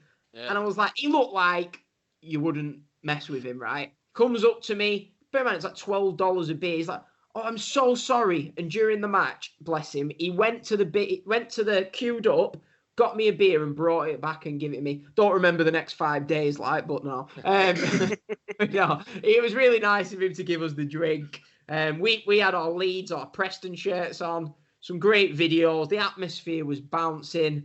For some reason, Neil G was like with us, but he was sat about 3 rows away from us. Yeah, I think we were embarrassing him. Yeah, I know. Too cool for us. Oh. But yeah, it was just it was just great atmosphere. I don't know what it is. I don't know why New York City have got quite a new team, but it seemed like their fan base was, I don't know if they were Mexican, but it was South American. There's a lot of South Americans in there, and they'd all just seemed to smuggle like tequila in. We're all just swigging bottles of tequila. It wasn't so much. Could you tell us anything that happened in the match? Even after the match, it was just all about. Sandy gets sent off. God knows. It was just like a party atmosphere, wasn't it? Just chanting, waving flags, jumping up and down on benches. It was just a great atmosphere, really welcoming as well. Like, I had a Leeds shirt on, but I was waving the New York City flag for about 15 minutes. Yeah, and it was like after the match, all the people who like had been singing, they all came up, didn't they? They was like, "Oh, thanks for coming and supporting us," and stuff like that. I just thought it was like really nice, really welcoming. Probably one of my best experiences at a football ground. If I ever went back to New York, which hopefully I don't have to, I'd go and watch them. But I'm saying that we might be going back for this New Japan show next year. If actually, nah, fuck that. After talking about fucking New York for a while, I don't think I want to go back there. So what was your thoughts on the match day? Because you and Tebbs, you were in the OAP section at the opposite. Yeah, me and Tebbs just sat down in these comfy chairs with nobody around us, and was like, don't forget there was the guy behind us that used to be a wrestler. This guy with his kids. He says to us, what are you over here for? Oh, we're here for wrestling. Oh, I used to be a wrestler. And I'm kind of looking at him like, of course you did, mate. Okay, fair enough. And he's tapping away, trying to chat away to us about the wrestling business. I'm just like, I couldn't give a fuck, mate. I really couldn't. That's all that and the fact that somebody put an entire mind's worth of salt onto me pretzel. I've never been offended by food in my life. I've never been offended. That disgusted me, the amount of salt they put on that pretzel. But I was about 2 days into quite a bad chest infection, and like I say, I realised I was like 35 and old and boring. So no, I didn't join you in the mosh pit. But no, we had a good crack, didn't we, Danny? We had a good chin wag. Yeah, we had a good watch of football. I had a few beers, and it was good. It was decent, but it did look fun where the lads were in the thing. It was just so you can constantly bounce, and it was brilliant. And does anyone remember afterwards? We went to a bar, had a few drinks with everyone there. The lads who had invited you back. Do you remember G on the takeaway and how much food he ate after we'd been for a beer? Because I was dying to get back in because we were going to MSG that night. And I said, I'm going to make my way. You guys stay here. And in the end, you said, oh, no, we'll come. And you said, oh, we'll just stop for food. And she got something from this truck. The hot sauce. Was it spicy sauce? Yeah. And then after that, he finished that. He took ages, God love him, but he looked like he was really enjoying it. And then you guys went into the McDonald's, and then we were all ready to go. And he said, I'm just going to get something from McDonald's. and I was ready to strangle him. And then I was just that excited to go to MSG. I've always wanted to go to Madison Square Garden. So I think I probably went on a little bit to get you back into Manhattan. And as soon as we got there, me and Chris were like going in. We wanted to get in. We were there when the doors opened, and you just went to Hooters, I think, if memory serves correct. We got a pint of Hooters, yeah. What was the bar that we went into? We went into a bar, didn't we? Did Rooney get sent off at a bar, Danny? We were in a bar, weren't we, where it's full of New York fans? That was outside the stadium. Oh, yeah. It was, weren't it? It was all right in there, weren't it? It was quite... Yeah. I feel like it was cheap. We all got loads of bottles and stuff. And then, so we went back. We went to Hooters. Yeah, because you went straight in. I think when you're pissed and you sort of lose track of time, because you was like, oh, I'm going to go in. I remember thinking, what the fuck's he going in so early for? But yeah, so you and Chris, you went in then, did you? Yeah, and it was just like when you get into MSG and you walk up the stairs, we were in like the upper level, and it's just, I think me and you said when we talked about it previously, just like the history of the building hits you as soon as you walk in. Went up them stairs, got our seats and sat there, and you look up at the roof, and it's like when you've been a wrestling fan for so long and you know a little bit about the history of New York, MSG, John Lennon's last performance, so many good boxing and sporting stories from there, and it was amazing to walk into. And so we were texting you because I think had the Battle Royal already started when you got in. Yeah, so we'd been in Hooters and it took ages to get served, and and they had like these nice little beers in there. It was really nice in there. G was harassing all the staff, asking for a photo, and me, Tebbs, where were you?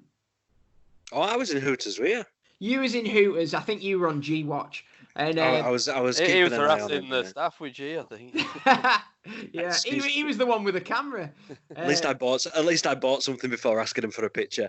You don't just go up at 6 o'clock on a Saturday night. You just imagine those lasses working there 6 o'clock on Saturday night outside Madison Square Garden, New York, and you've got some guy that's not even going to buy a drink, not even going to tip you.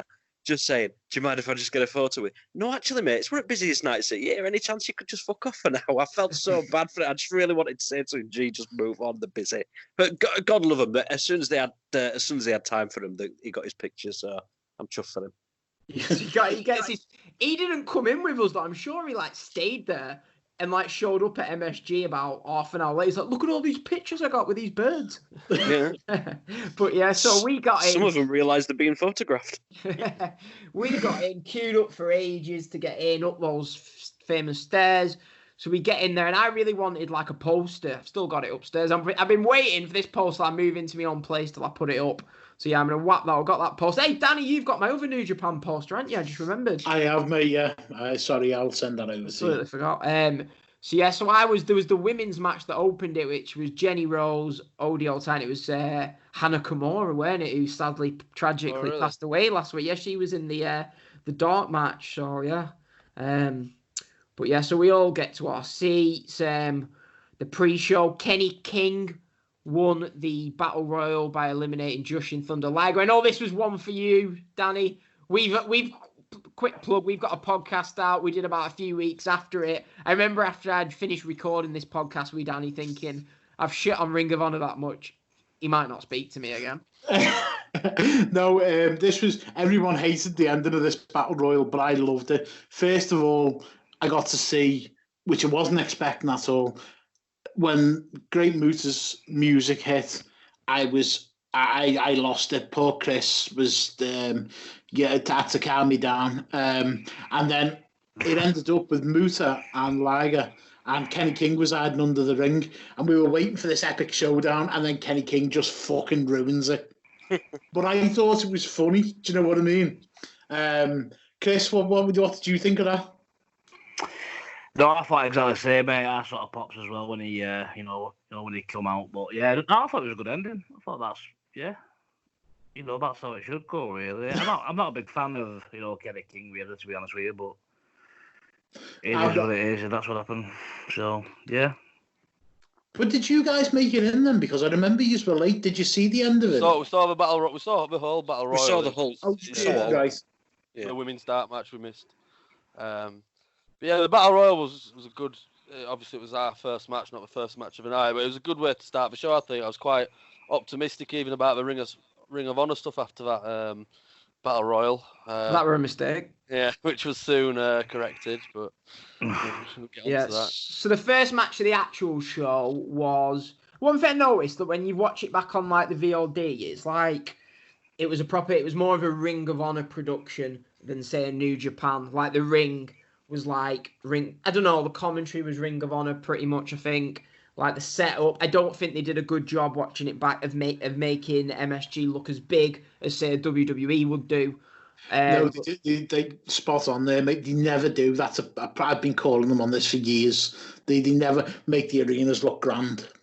Yeah, it looked a bit. It just didn't. Compared to how we felt being in there, I thought when I watched it back, I thought, was that the 10 beers, or did it actually feel like that? Look like that? But the first match was a guy that we'd seen have two really good matches at indie shows. Was Jeff Cobb beating Will Ospreay for the Never Openweight title. I just remember this being a really, really good match. It was only 12 minutes, 52 seconds looking at the times. Yeah, anything about the match? It's hard talking about it, because it was that long ago. Yeah. It was a good match. It was a great match, I thought, to be honest. Great opener. Anyone else? I think it's probably the last good Jeff Cobb match I've seen, to be fair, looking back now with a bit of time on our hands. This was obviously April last year. So yeah, it's definitely the best match I've seen him have between now and then. Yeah, because he had a bit of his G1 run weren't very good, were it? We were saying that a lot last summer. Yeah, he just hasn't seemed bothered really, has he, recently? But yeah.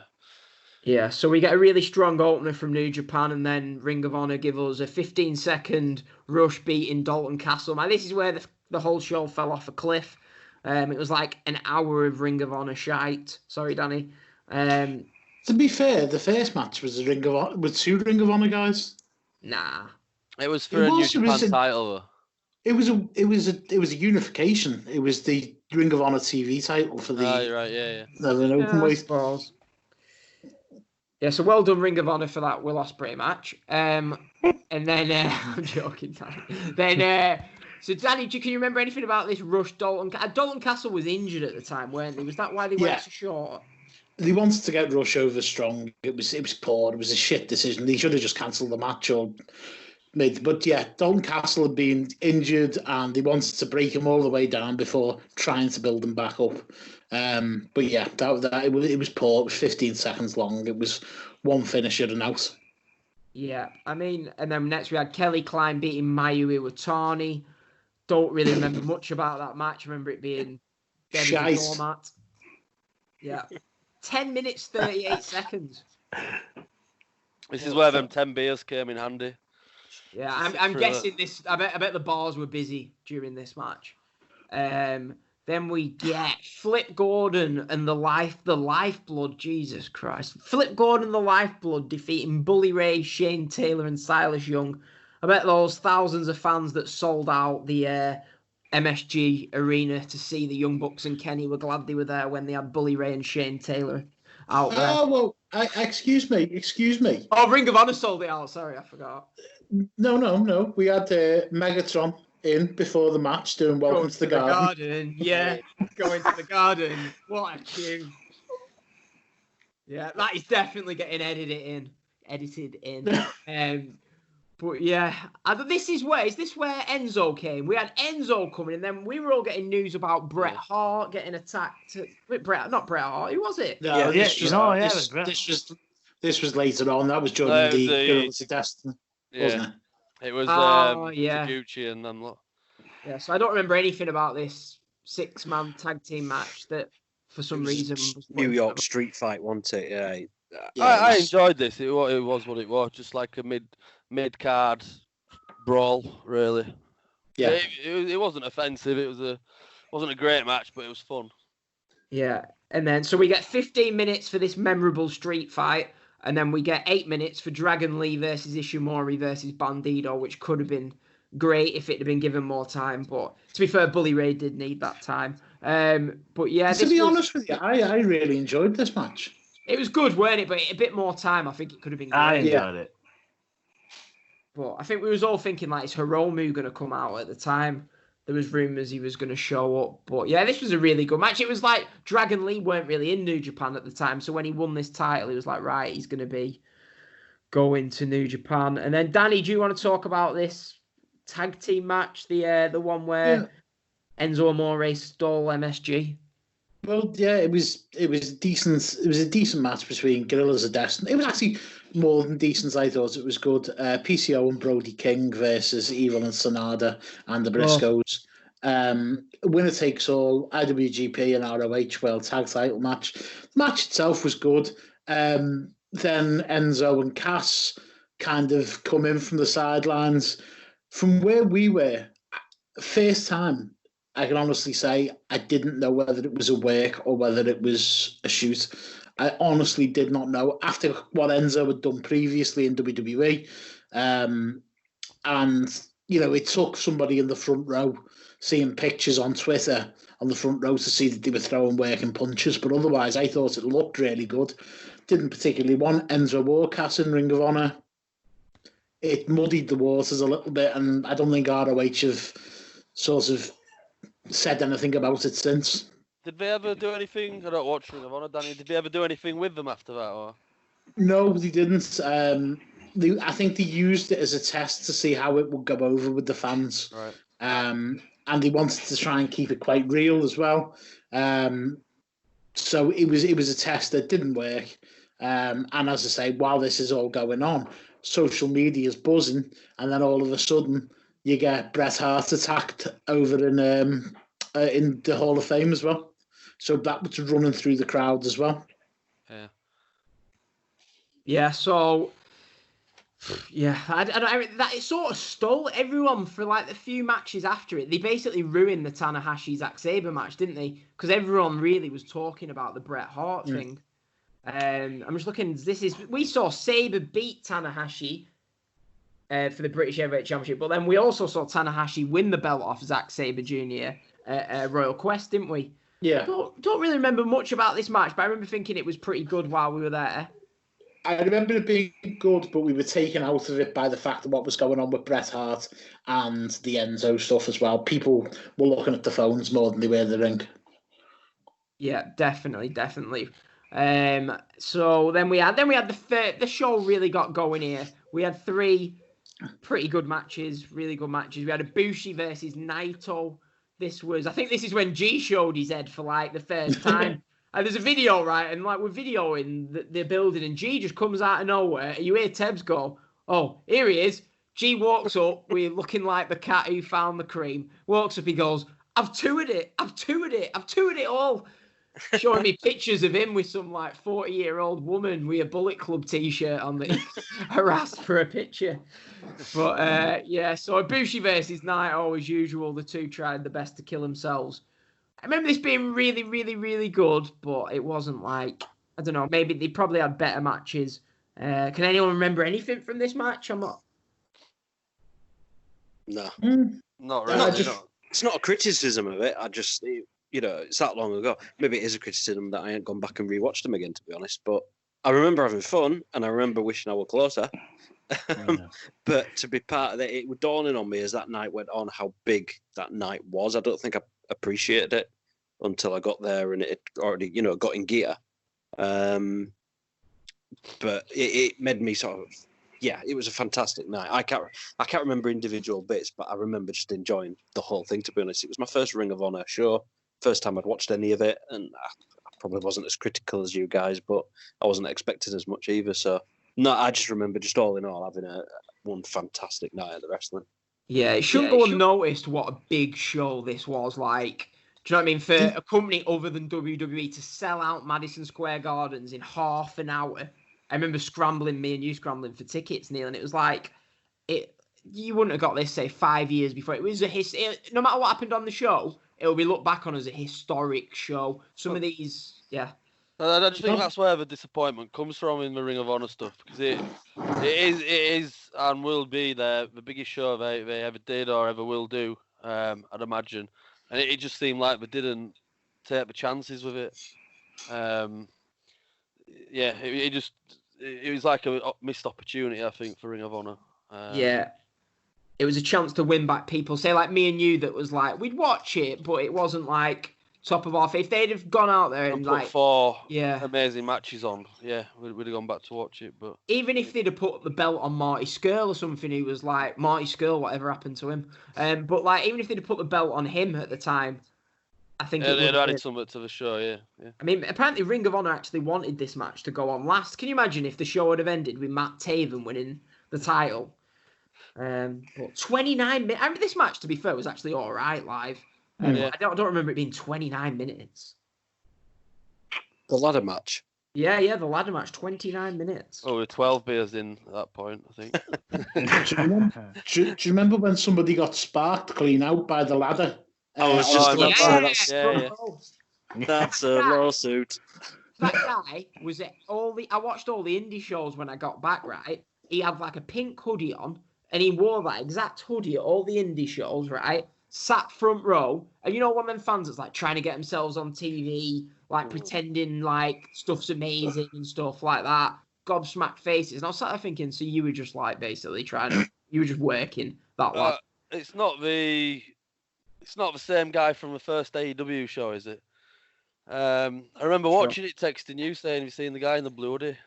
It could well have been him. Yeah. He looked like a bit of a dick. So yeah, the main event. I getting to see that roll call of all the previous New Japan champions. Straight after Matt Taven had won the belt, it was like, I don't know. It was just felt big that we were seeing an IWGP Heavyweight Championship match. At the time, I was like, why the fuck does it have to be with Jay White in it? But Jay White sort of turned me round in this match. I love this match live. I've watched it back since, and I thought it was great. Other people didn't like it as much as I did, but I think it was just topping off probably my favourite day of the trip. We'd been to football at the pub, football at Yankee Stadium, Hooters with a great photographer, and then MSG for the first time for a historic show. Getting to see the best wrestler in the world do what he does best. And he actually won. No, not Matt Taven.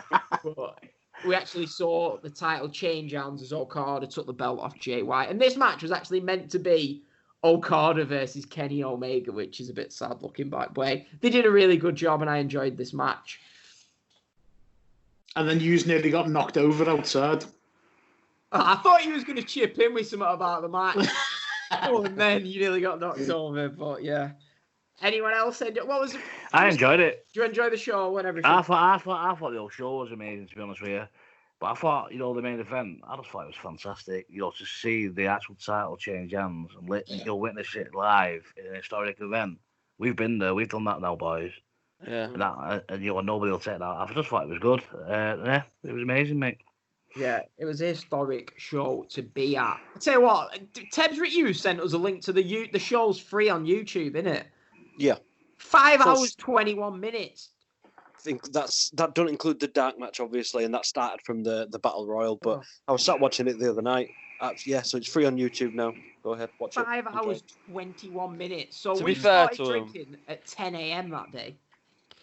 To be fair to him, it didn't. The sign of a good show is obviously how long it feels when you're there. It didn't seem like 5 hours 20 minutes at the time. No, it's Not like some other shows that we saw at the weekend, which I'm sure we'll get to.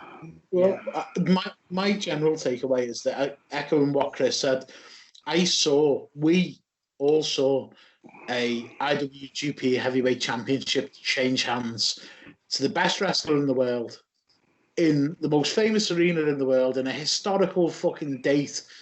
And let's not forget, WWE moved TakeOver for this show. They moved it. Yeah. Well, Vince tried getting it cancelled, didn't he? He did, didn't he? Tried blocking it. So I loved that day. It was probably my favourite day. But next, it's WrestleMania Sunday.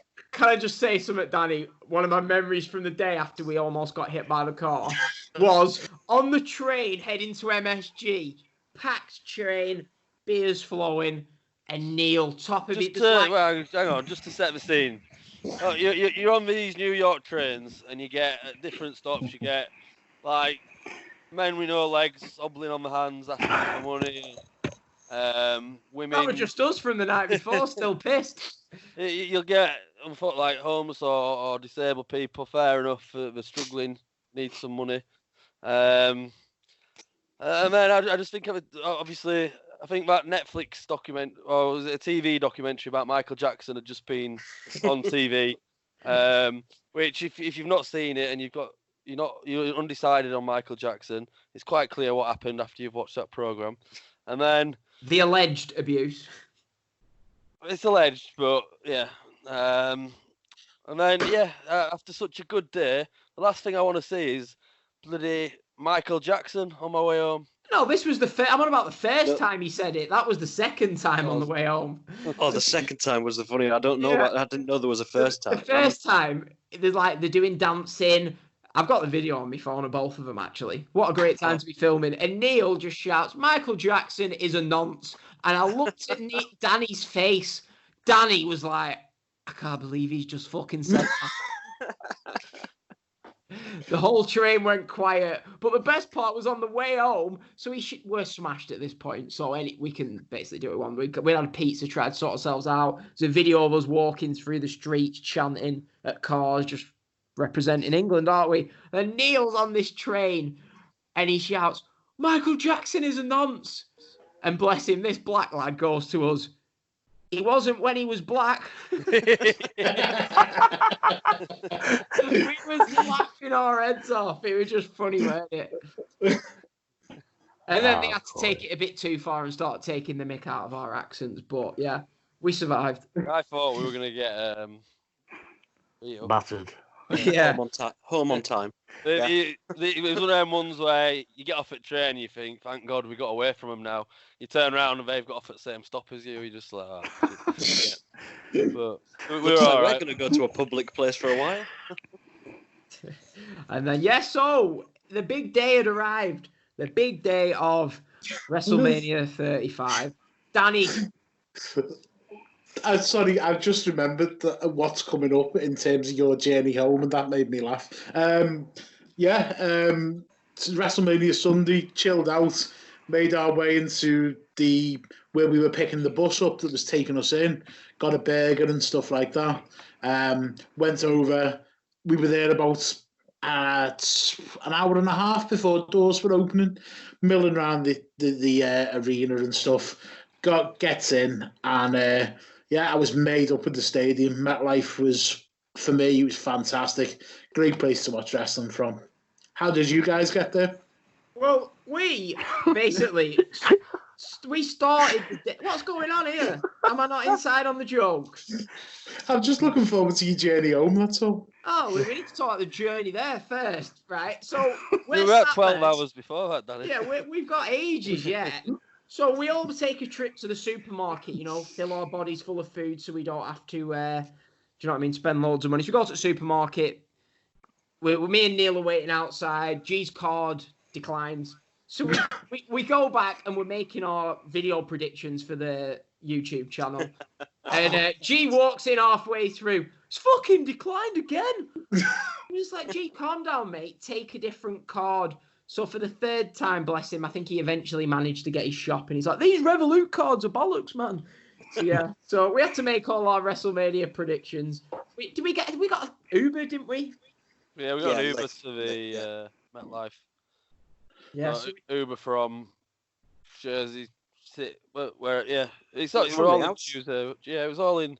We were in Jersey City, but the stadium was in. East Rutherford. Yeah. Yeah. So That was quite nice actually. See, because obviously we'd spent 5 days in Manhattan, so it was nice to travel a bit further out and see the scenery in Jersey. Yeah, so we get there. We were just like doing the usual waiting about to get in the queue. We were queuing underneath that big long tunnel.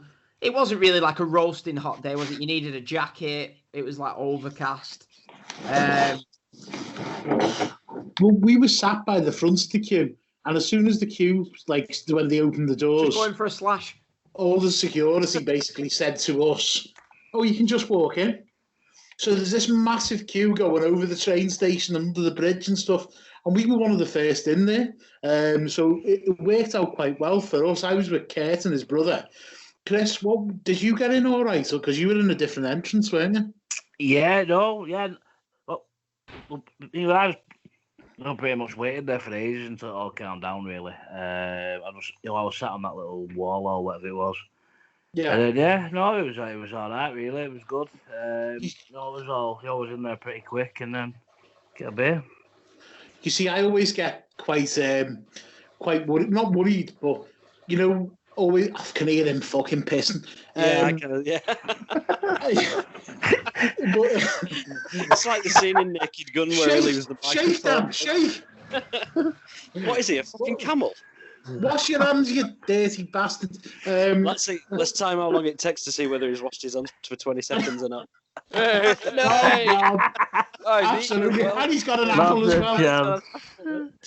So yeah, and I really enjoyed them. I really enjoyed getting in there. It was fantastic. Hey, mate, you're all right. You're back with us. I can hear you having a piss. Oh, Chris, I'll edit it now. Everything's nice to be drink. Looks like you've just pissed into that. So once we were in the stadium, I went, because I wasn't drinking at a lot of events. I'll be honest with you, I begrudge paying $15 for a fucking beer. Near enough every one of the venues, it was absolutely ridiculous. MSG the night before, I think it was $19 for a beer. And so we got in and I thought, I'm going to have a good drink today. Got a few drinks, it was easy to get to, but there was all this, people were saying, oh, you've got to bring your passport and then you've got to fill in a form each time you get a drink.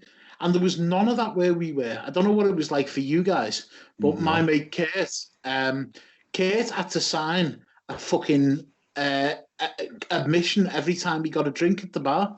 Apparently it was like New Jersey state law for stadiums. It was absolute madness. Soft cunt. I just took 2 bottles of Coke in and I filled them up with vodka each. Yeah, I was going to say, I still can't believe you got that in. I just told them I needed it for a medical reason. They just checked it and they opened it up. Remember, took a drink out of each one and they went, right, go and you go. I can't believe they let you take it. I thought you were winding me up when you said you were taking it in. No, I was pissed by the time Kurt Hawkins came out. Yeah, so, yeah, you not spoke about any of the matches or anything, have you? No. We were waiting for you to see if you'd done your 20-second hand wash, but obviously. So, yeah. I didn't touch it, I just flopped it out. What was I about? So, Your Honour. Have you spoke about that great stage they put to us? The whole excitement of, what will the stage look like? Well, so WrestleMania 34. That was my first WrestleMania. I remember, I don't know if it was the same way you were sat, but we went in, obviously, to the stadium, and you're on the foyer, and then the arena is covered up by a big black curtain. So you had to queue up, and you had to actually open the curtain, and then you saw the stadium for the first time. And obviously 34 was a brilliant stadium, so I was building this feeling up to Tebbs, like, oh, wait till you see the stage for the first time. It's an amazing feeling. Blah, blah. We got into the stadium and just looked at the stage and we're like, is that it? Yeah, it's a video screen. Yeah, it's with just a a big door in it. 600-inch TV, really, wasn't it? Yeah. Yeah, that was a bit disappointing. It's not going to put a dampener on the whole week. Let me put it that way. No, but it was shit though. I'd actually it was thought, crap. It was. I thought Alexa Bliss was gonna like sort of reveal something and I'll open up, but we didn't. We got fucking Hogan instead. Piss off, you fucking. What? You know? What was Alexa Bliss said? Alexa Bliss is going to reveal something and open something up. I did, but me and the bloke who were next to me thought, that's it, the stage is going to be fucking revealed now. And you know when she did a click, when she went, I'll just make a mini moment. And then you heard Hulk Hogan, you thought, oh, fuck off, I'd rather have a better stage. I've got a video of that, of it happening, and filmed it, and you just see the cheering for Hogan and all music, and towards the end of it, all the music dies down, and you can just hear in the distance, boo, and then sorry. I've never heard such, everybody just having a bit of a pop, and then as soon as everybody realises who it is, it's kind of like, actually, you're a bit of a prick. Boo. Neil shouts racist, top of his voice. Racist. Here we go. So the pre-show started off with Tony Nese beating Buddy Murphy. Nese was from New York or something? So they shoved it on him. I don't remember anything about it. What do you remember about your first WrestleMania match, Tebbs? I was queuing up, getting me and you a drink. I was queuing up. What do you remember about Tebbs' first WrestleMania match? I thought that was it was probably the best match, one of the best matches of the night, to be fair. And I think it was the same the year before as well. The cruiserweights just seemed to go out there at WrestleMania, just put on a good wrestling match. Not much story involved, just a good wrestling match. I really enjoyed that. I thought it, like I said, probably one of the best matches of the night. I agree with that. Definitely, it was a really good match. Right, Sorry, I'm eating. We have. Sorry. You know. I've not had any tea. All I've got is an apple and some 60p pineapple fingers from Tesco. We had the women's battle royal after this, didn't we? Yeah. Finally, someone bailed me out. Go on, Danny. We had the women's battle royal, which Carmella won by eliminating Sarah Logan last. Crazy Mary Dobson, that poor girl's been released as well. I'll be honest with you, didn't think much of this at all. Wasn't my favourite pre-Mania battle royal, but there we go. Yeah, the one the year before was good, weren't it? Where Bailey, Naomi won, didn't she? But Matt Hardy, who was it? Matt Hardy and Bray Wyatt. Yeah, they joined up for a bit, didn't they? So that was good. It actually felt like it meant something. They maybe developed story from it, whereas this one was just a battle royal, wasn't it? Get people on the show. Yeah. Well, the next match, I didn't think I'd enjoy it, but I actually felt quite good for Kurt Hawkins and Zack Ryder winning the tag titles from the Revival. It was a fairly decent match as well, from what I can remember. It wasn't a long match. I think it was about 10 minutes, but I enjoyed this one as well. What about yourself, Tebbs? What do you think about this? Well, you talk about making history at the Garden with Okada winning the belt, and we all saw that moment of history. We also saw Kurt Hawkins break his 298 losing streak. So I was just delighted. I was absolutely buzzing to be able to witness history in my own little way. So I was amazed by how bright it was, and I know it was outside and all that, but we've just spent a week. We've just spent the last few days watching indie shows that were all in quite dark arenas and stuff. So to see it all out in the open, you know what? I was 35 years old when I realised they put microphones in the ring to amplify the bumps. I heard it coming through the speakers, and I'm like, "What the hell's going on?" First time I didn't even click on, and it just stood out like a sore thumb at every other WWE event. That every time someone lands, you can just hear the slamming going on around you. But it was just a great event. I know you diehard fans and you sort of multiple WrestleMania attendees sort of don't rate it as one of your best, but it's the best WrestleMania I've ever been to, damn it, and I think it will be for some time. Really enjoyed it. Just it felt like a slog. Don't get me wrong, but I was in the mindset that it's probably going to be a while before I get to do this again. So let's just go with it. It's one day out of your life. Enjoy it. And I did. I enjoyed 95% of it. So brilliant.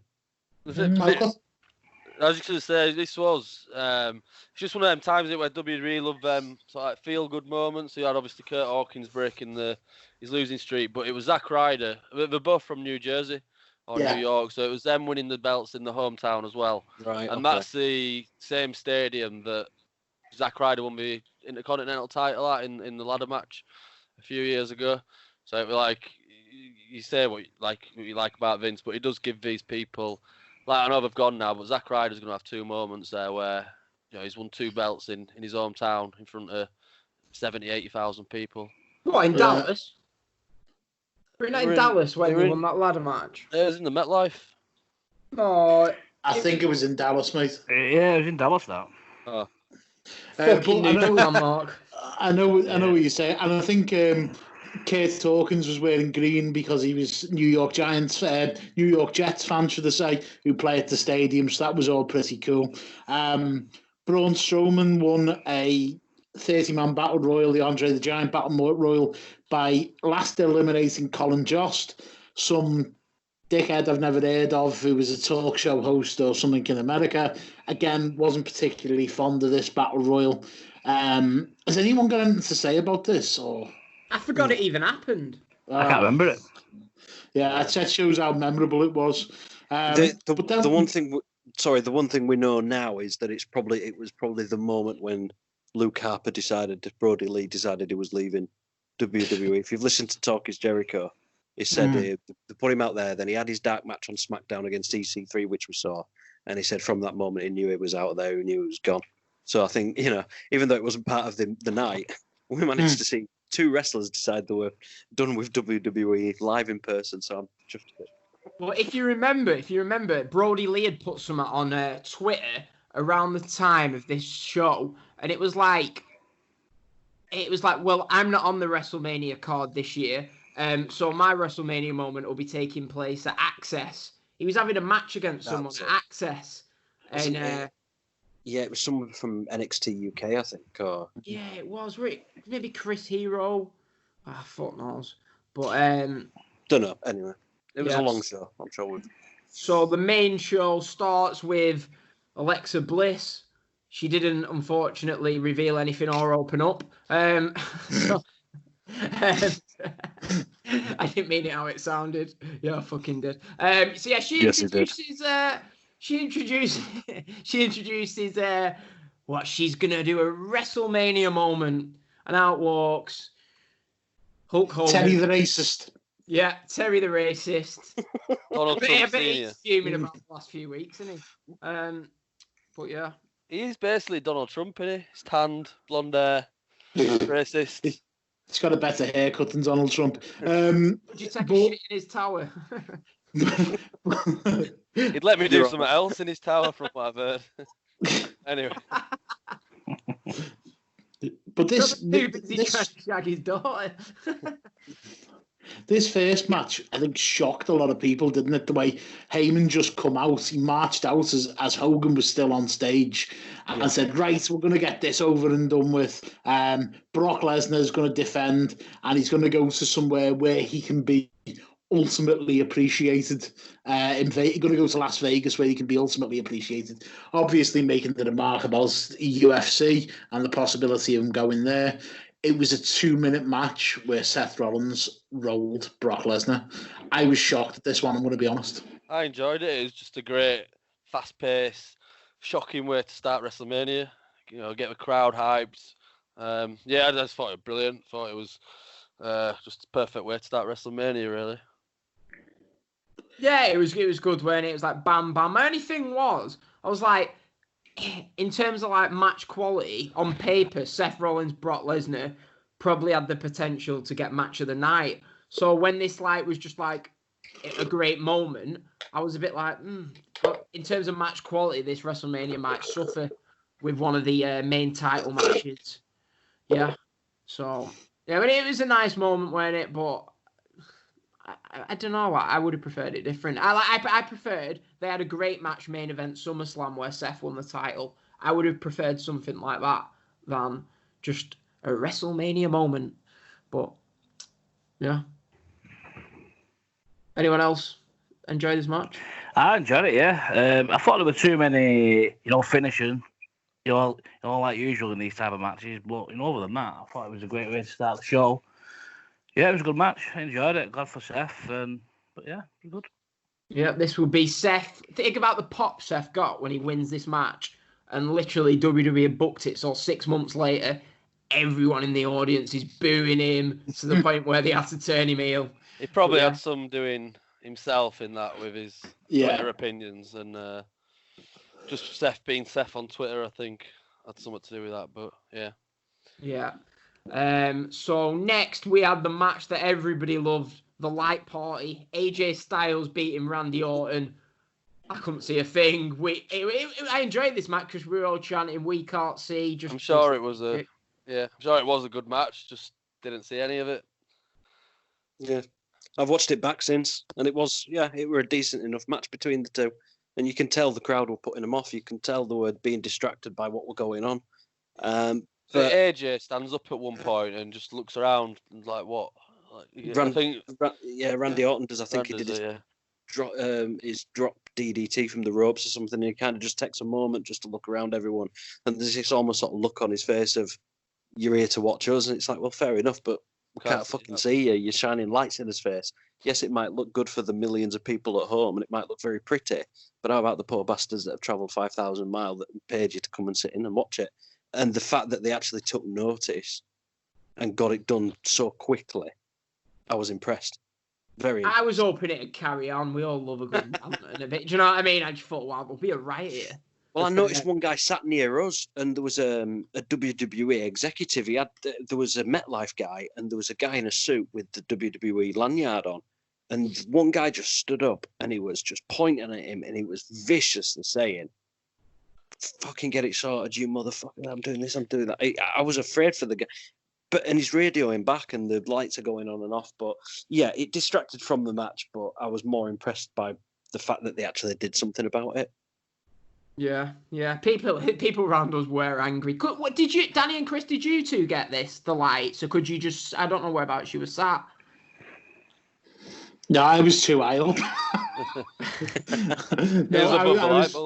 I was pointing the light bulbs at you two, you lot. Sorry. No, it was fine. I had a great view. I've got to be honest. I was right in the middle, from second row from the front. So yeah, I was sound. I can just hear you going, "Yeah, Chris, what are them dickheads down there pointing at?" No, I was sat somewhere different to Dan. Were you? Yeah, but it was all right though. I couldn't really, we was all laughing at you lot struggling. So, but I didn't think the match were great. I'm not a big Randy Orton fan. I think he's shit. So, it wasn't that good for me. But it is what it is, isn't it? Yeah. I mean, I'm looking through this card in front of me here, and I can't even remember some of these matches. The next we have the Usos versus Aleister Black and Ricochet. Rusev and Nakamura and Cesaro and Sheamus, and I don't know. Do anyone remember anything from this match? I don't. Get everyone on the card. Yeah. Was this? Seem to remember. Was this Aleister Black and Ricochet's like? They'd only just been called up, hadn't they? I think. Yeah. Was it their debut or? No, they did. Well, yeah. I think you were because they did NXT as well, didn't they? Or one of them did. Did they do the NXT takeover as well? Or I was just dreaming that. Yeah, against Viking Raiders. So they were on takeover. They'd been called. I think it was announced like a week before or something. They'd been called up. So it was good to see them on a WrestleMania. But that's all I remember thinking of the match. Nice to see them on a Mania show. Yeah. Next, Shane beats The Miz. I remember this match. This is where they did like a big bump at the end. That's all I can really remember from it. It was fun, wasn't it? I don't think the Mr. Miz meme was born. Yeah. Where Daddy Miz got in the ring doing the put up your Dukes Queensberry rules with Shane going at him, and I think it was a moment, shall we just say? But this match, as soon as you saw the scaffolding and the black fabric put over some big cardboard boxes at one side of the arena, you just know where the match is going to, and. It didn't excite me. Let's put it that way. I enjoyed it. It was just a fun comedy match, and you had the suspense, didn't you? You knew Shane were going to do something crazy, and obviously it had come across different on TV, but when you're there live, you're looking around to see what could happen. And as I started walking towards that structure, you knew, there's going to be a big bump here. But yeah, it's just to enjoy it. It wasn't like some other match. It's not a great wrestling match, but it was a fun 15, 20 minutes or whatever it was just to watch. Yeah. Was it after this match that Elias come into the ring and John Cena returned, or was it? I don't know.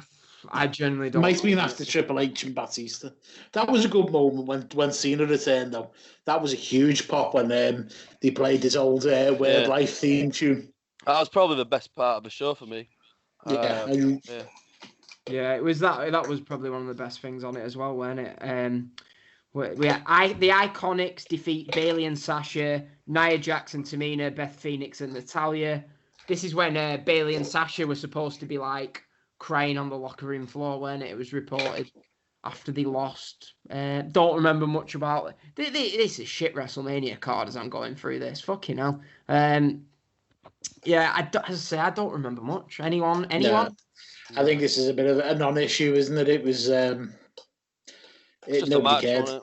Yeah. Mm-hmm.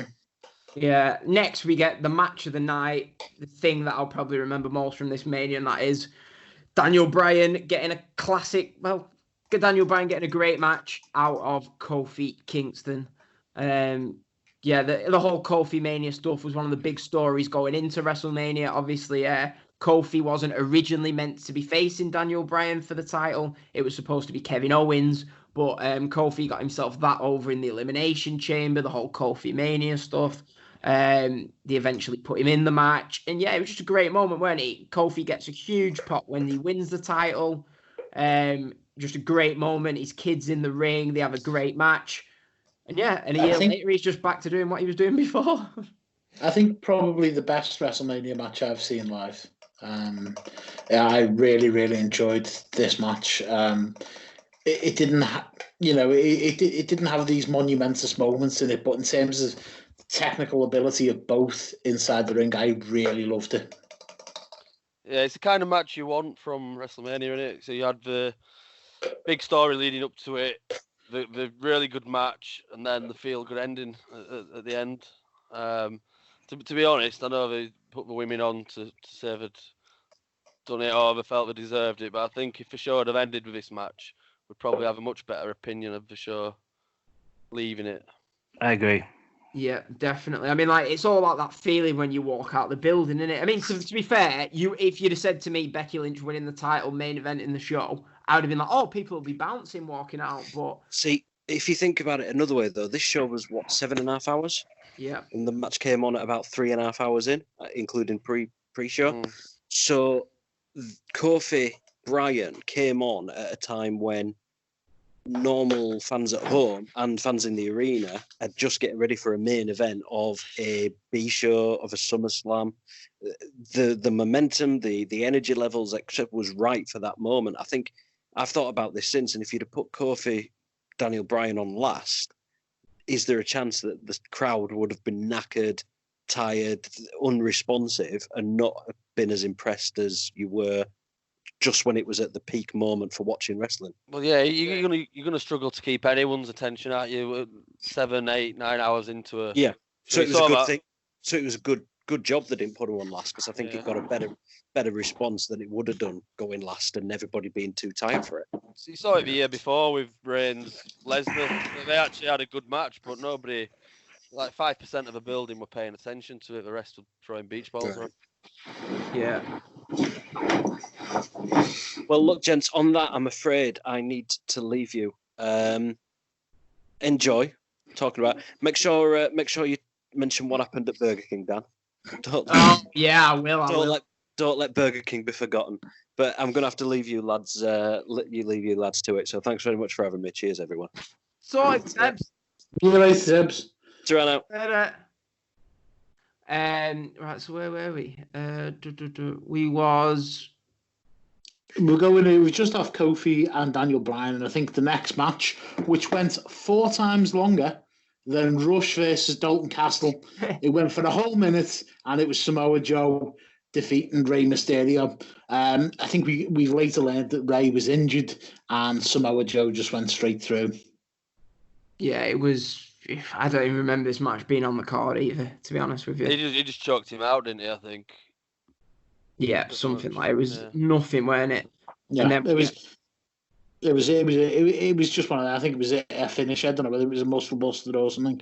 But then we went into two of my favourites. Fucking hell. Roman Reigns versus Drew McIntyre. Yeah, it just quickly. Is anyone else? I'm not bothered because like, if anyone's got this far, they deserve a medal anyway. Is everyone else? No one else is rushed for time, are they? I don't. That's fine.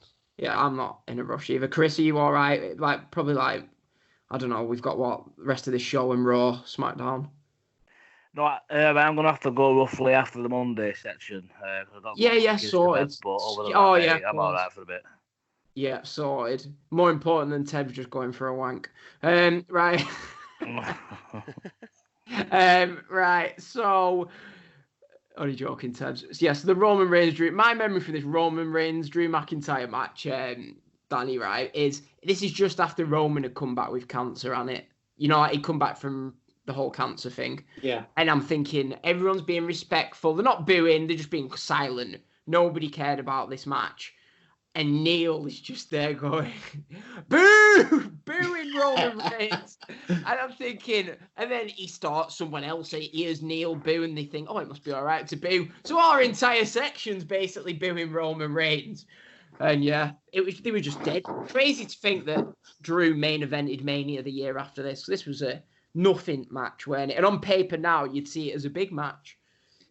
If you look at the cards, and like, what your thoughts were of the matches after the Kofi Daniel Bryan match, that was the peak of the show on it, and then I don't think anything, we'll get onto it, but I don't think anything good or exciting happened after that.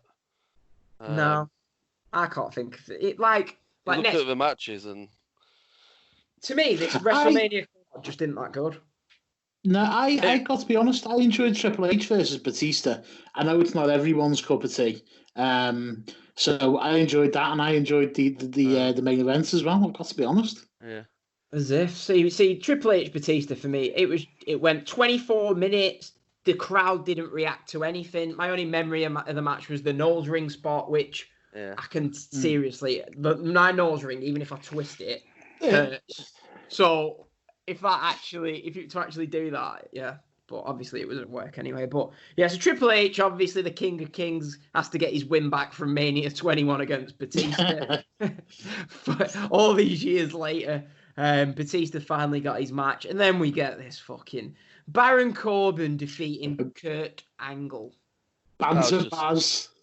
Disgraceful, disrespectful. Absolute shit. I said earlier about the good work Vince does by letting Ryder and Hawkins win the tag titles in the hometown, and then you go and do this to a legend in his retirement match. Yeah, it was just, we were just like, you knew when that match started, you just knew Baron Corbin was going to win as well. Yeah. And then this is for me the biggest mistake, not mistake, but 15th matches deep on the show, Finn Balor versus Bobby Lashley. And if there's ever been a crowd respond, you know, like that whole Balor pose where they all put their arms in the air, there were probably about 40 people in this crowd doing the Balor pose with him. Nobody could be asked. We're about 6 hours in. I thought at this point, do you know what? I'm going to go to the top of the building and take a picture. So as I'm walking up, I looked and you could see out of the stadium, loads of people leaving. I'm thinking, you're leaving before, like, let's be honest, that Becky Lynch, Ronda Rousey, Charlotte match was, like, pretty big going into the show.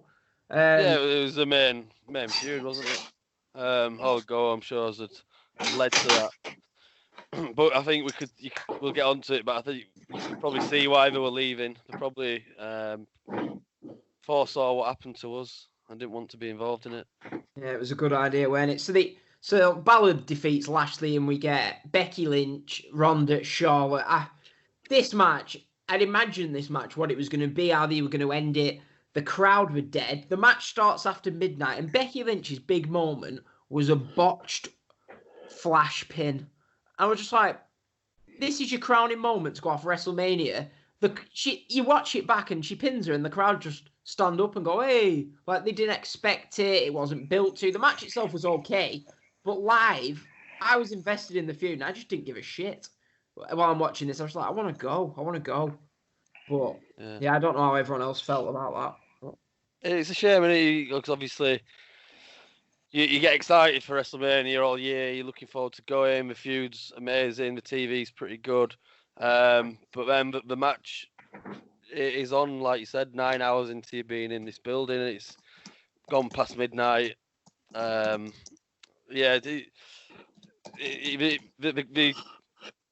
situation during the match, it'd have probably got a better reaction and come across better on TV had it been, say, a main event in a 4-hour Mania. But yeah, definitely. It's like one of my. I remember walking back to the start of the match, and Teddy Hart walked past me with a beer. Even he'd had enough. Well, I know we've been over this before, Dan, but I honestly think there was a reason that was done. There was a reason it was botched, and it's so when Ronda comes back, she can say, I was screwed out of that title, my shoulder was up, and she gets an immediate title rematch whenever she comes back. Well, she won't be fighting Becky, will she? Not now, because the set's come. I just don't think you build up another year's WrestleMania in the main event of another one. Like, you never know what's going to happen. Like you say, Becky's pregnant, Ronda's doing her best to get pregnant. It's like realistically, Becky Lynch and Ronda will never face each other at WrestleMania again. So they should. We don't know that. You can look at next year or the year after, but it's just putting a, what do they call it, an Easter egg in there just to. So planting the seed in it for some. Exactly. Like Seth did 9 months later. I honestly don't think you'll see a women main event WrestleMania again. Do you not, Chris? I don't think we will anytime soon. soon. WrestleMania again. It was just, for me, it was a shit show. I get the ending. I get where Danny's coming from, and he probably is right. That is probably where they were leading to. Or they'll probably use it. I just thought it was so disappointing for the main event to be so fucked up. And it's a shame, really, because I did sort of believe in him. And I was a Ronda fan as well, when I really wanted Ronda to excel. Which I thought, she did all right. She didn't do too bad, but it weren't just her. It was Becky. It was, it was a shame, really. That was all. But I can't see a main event again, personally. But you can't tell with that motherfucker, can you? They'd need a really hot story, wouldn't they, I think, to have it main event. What did you enjoy it, Danny? You're normally a bit more positive than the rest of us. I enjoyed the match. I enjoyed. I thought it was decent. There was one or two spots that were a bit out of sync, but no, it was good. It was the feud. It was the end of that feud, and I do get what you mean when you say it was disappointing. It looked like a botch finish. It shouldn't have ended that way. I do get what you mean, but I don't know. I enjoyed the show overall. I don't think WrestleMania is for the purists. I think it's certainly for the casual fan, the pop culture extravaganza and all that shit. But I enjoyed it. It was one of me. It was probably my. I think I enjoyed that more than I enjoyed the Florida one. So 33, but. It's just a day. It's an experience. It's a moment for me. But then afterwards, we got out to the arena. Me and Chris got the bus back. Then we got the train, and we were back home within about 45 minutes. What happened with yourselves? Well, I'll talk about. And what were you saying about the show, Danny? Yeah, so out of the 40 WrestleManias that I've been to, if I was ever going to put any of them on the WWE Network, this would be the one I'd be least likely to put on. I think. It was Kofi versus Daniel Bryan that was good. But when you actually look at, say, 33 that we was at, you had that Shane AJ was good, You had Kevin Owens against Chris Jericho was all right. They had the ladder match, the Hardys return. I felt like there was more highs on that show. Brock Lesnar Goldberg was really good. I think out of the 4 manias I've been to, this was the week. Like, there isn't one match on this show except Bryan against Kofi, I'd even consider rewatching. I don't think any of them hit 3 stars, if you want to put it like that. Do you know what I will say? I've actually shown this to a non-wrestling fan who enjoyed this so much, and it was just as AEW was starting, and she started saying, "Oh, I'll watch AEW because it's going to be on ITV." Got her the link to Double or Nothing, or I think I sorted fight credits out because of the ways you can get around it, and she hated AEW. She much preferred watching the WrestleMania spectacle of. She loved the Becky Lynch match, the Ronda. She loved Triple H Batista. She loved Shane versus The Miz, all because it's a spectacle, and the girls' matches as well. Because she's not a wrestling fan. She's not expecting top matches. She went in with no expectations, really enjoyed that, but hated the first Double or Nothing. As if. Oh. It's strange. But G got into it watching this year's WrestleMania, didn't he? Yeah, I suppose. But he didn't get into the one that he went to. No. We didn't even mention him. I think he showed up like halfway through the main event Corbin Kurt Angle match or something. He was like, "Oh, I've been on the right tour, me of this stadium." He was like, "Yeah, it's like you probably could have paid 20 quid to get a tour." But yeah, let's get into this. Actually, Neil, what did you enjoy more, 34 or 35 as a show? 34, I think. I don't know if it was, but 34 just seemed short. Like I know I was in there for 9 hours, but I got in there quite early. But the show just seemed shorter with lot less lulls in it, if you like. Like to me, nothing really happened after the Kofi Bryan match up until the big main event. There's a lot of matches in there that you didn't need or could have been better. Wasn't as good as you'd expect. So yeah, definitely 34. I enjoyed 35. It was just there was a big period in the middle, probably 2 hours, where it was just not a lot going on and your attention starts waning. But yeah, they're both good shows. I don't regret going to any of them, if you like. But yeah, I think 35 could have been better with the roster they had and the matches they had on the card. Yeah. What about yourself, Chris? Have you been to 33, 34, and 35? Yeah, all them, mate. Yeah, I prefer 34. Yeah. To be honest with you, I just thought it was a good overall show in general. But in saying that, I did enjoy 35. Really, you know what? I enjoyed them all. Even 33 was 33 was the best for me because it was the first one. But yeah, it was good. I enjoyed all of them. Yeah, you're gonna enjoy it either way. That's the thing. When you're there, I don't think you can not enjoy it. But I spoke to a few people who stayed up at home for 35, and I came back saying, "Oh, it was a good show." Cause obviously, I had the live experience, and they were just like, "It was fucking shit." Watching it on TV. Because you've got to think, there's that 3 hours where you're in the arena, you still got the excitement of being there, but the 2-3 hours of not much when you up early hours in the morning in England. It don't come across well on TV, I don't think. Yeah. So then, after we walked out after this 8-hour show, you might be better describing this, Neil, because it's a bit of a blur to me. We seen a really what did we wait for ages to get out? Was everyone going for a piss or something? And then we.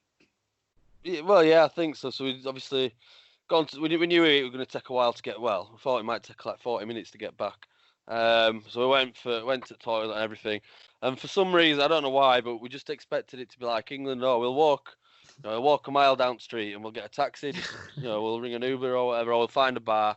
But when you're actually at this stage, like I'd looked at it on Google Maps, and you don't get the feel for it out when you're there. It's just in the middle of nowhere, wasn't it? There were no bars or anything around it. So we went to the road to think we could hail a Uber, and some guy pointed us, hang on, there's a queue there, and this queue must have been 2,000 people long. And if you think you've got to wait for the cars to arrive, people to get in them, sack that off, we'll get the train. The train queue, to be fair, wasn't very long, was it? It was long, but we thought, 2 trains and we'll be on the next one. But we got in the queue, and the first train didn't arrive for 40, 50 minutes. So yeah, just in this queue. Pissing down, people it started chanting. Raining, yeah. And then just like people do when they're in a bad situation, people just started singing. We were singing ABBA songs, and so it was fun for 20 minutes of singing. And then the singing stops, and we realised the queue hadn't moved. We'd been there for an hour and a half. It was just a shit show, wasn't it? But no one telling us what was going on. We were just stood in the queue hoping that we could get a train, but we'd like times where we thought, are we actually going to be able to get a train? But the train's leaving, none coming, none arriving to replace them. Trains getting filled up, and then just sat there for 30, 40 minutes. It was just a joke. There was just no organisation. And as we found out afterwards, I think, well, WWE and New Jersey officials are blaming each other for it, aren't they? And yeah, it was just not very well organised, really. It left a bit of a dampener on the night. Yeah, definitely. I mean, it was like 3 o'clock or something, I think, by the time we actually got on that train. Yeah. And it was like, I don't know, it was ridiculous. o'clock?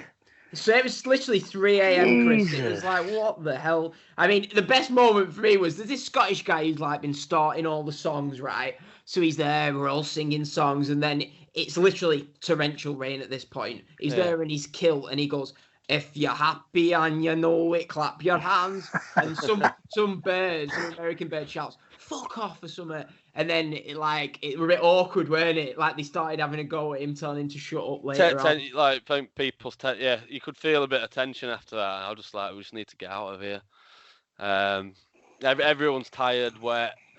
No matter how much of a good time you've had, when it's like 2 hours after the show's finished and you're getting rained on and stuff, it's just not good, is it? It was like 15, 16 hours after we got the Uber to the building. Yeah.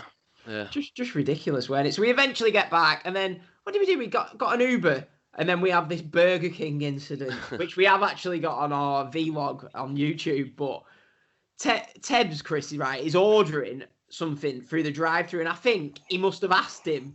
What did he do? Did he ask about 5 different times? So obviously we're not driving the car, so the Uber driver's in the window next to the drive-thru. I think the Uber driver's probably a bit pissed off as anyway asking him to go through the drive-thru. The Uber driver's not English, so Tebbs in his thick Yorkshire accent anyway, when this guy's probably used to hearing like New York accents or New Jersey accents, and it was just the most surreal Burger King drive-thru I've ever been to. I can't remember fully what happened. I just remember Tebbs asking the Uber driver what he wanted, and then he was coming back with wrong stuff. Or do you remember what happened? It was just go and watch it on our YouTube, people. Yeah. Subscribe, search Neutral Wrestling on YouTube. You can see it unfold in real life rather than us try to describe it 14 months later. But it was just ridiculous. Yeah. So we get back, eat our Burger King. I think we all go our separate ways, get to bed about 4 o'clock. We're probably woken up by G's alarm clock at 6 so we can get back to this gym session. And this was when the taxi back was when G started to perk up. He was like, "Oh, it's been funny, this, hasn't it? It was a clash show." It was bear in mind, G sat. Did he watch one match? I don't know. He sat down for the start, and then he'd gone. He didn't see the fireworks. He didn't see the lights come on at the start. Not with us anyway. And then he came back like 7 hours later. We don't know where he'd been. Yeah, but I mean, he paid his money to be there, so let him enjoy it how he wants. 300 quid for a stadium tour. But yeah, I bet you two will have been fast asleep by then, won't you? Definitely, mate. I think we went back. It was pissing down rain. We managed to get a few berries in from CVS, and then we had to swap trains. So we got soaked, but it was just a short walk. Us two, and obviously neither of us are the sleekest and slickest in terms of body girth. Just legging it from the Port Authority to, I think it was Lexington Ave train station via an alcohol shop. There was a fella in there kicking off, but we managed to get things sorted and get back. And then unfortunately, that next day was Chris's last day. Yeah, it was. I don't think I'm going to do that again. Every time I go now, I'm going to, I might stay for the Raw this time. You did that. I don't know why I did didn't that. you? Yeah, but the worst thing about it, for 33, I actually was there, but I couldn't get a ticket. But I couldn't be asked going after the Mania. The Mania knackered me out. But yeah, no, it is one of my regrets, and I was gutted to go home on the Monday. But you know what? It was good. It was a good week. And I'm sure we'll have one again soon. And yeah, it was good. I enjoyed it. But next time, 100%, I'll be staying till the, till the. Is it a Raw or SmackDown? Yeah, it's Raw now, isn't it? It's Yeah, Raw because SmackDown's SmackDown's Friday. Friday. Which I've got to be honest, I'm kind of gutted about because SmackDown, nobody's taking it serious. Everyone's had a long week. But it just seems like everyone's chilled out. I like it because, it's the last show, it's the last match, it's and you're having a drink. You normally get good seats because a lot of people have gone home for quite cheap. I think our seats were fucking brilliant, weren't they, for SmackDown? But as it happens, it's not going to happen anymore. So poor Chris left me, and I kept sending him pictures of his bed, and I kept everything the way it was, like a little shrine to him, in the hotel room. But yeah, so it was quite sad. But I went to Access that day and met you, Dan. I don't remember meeting Neil. I don't know whether you fucked off early. Should we let Chris? Do you need to put your kids to bed? I've just looked. It's 8:15. If you'd gone, I don't want to keep you. No, I'll finish Monday off with you. Then... Oh, sorted. No worries. Sorted. Yeah, Neil, where did you? I was thinking that as well because I was with. You came to Access, didn't you? Because I remember.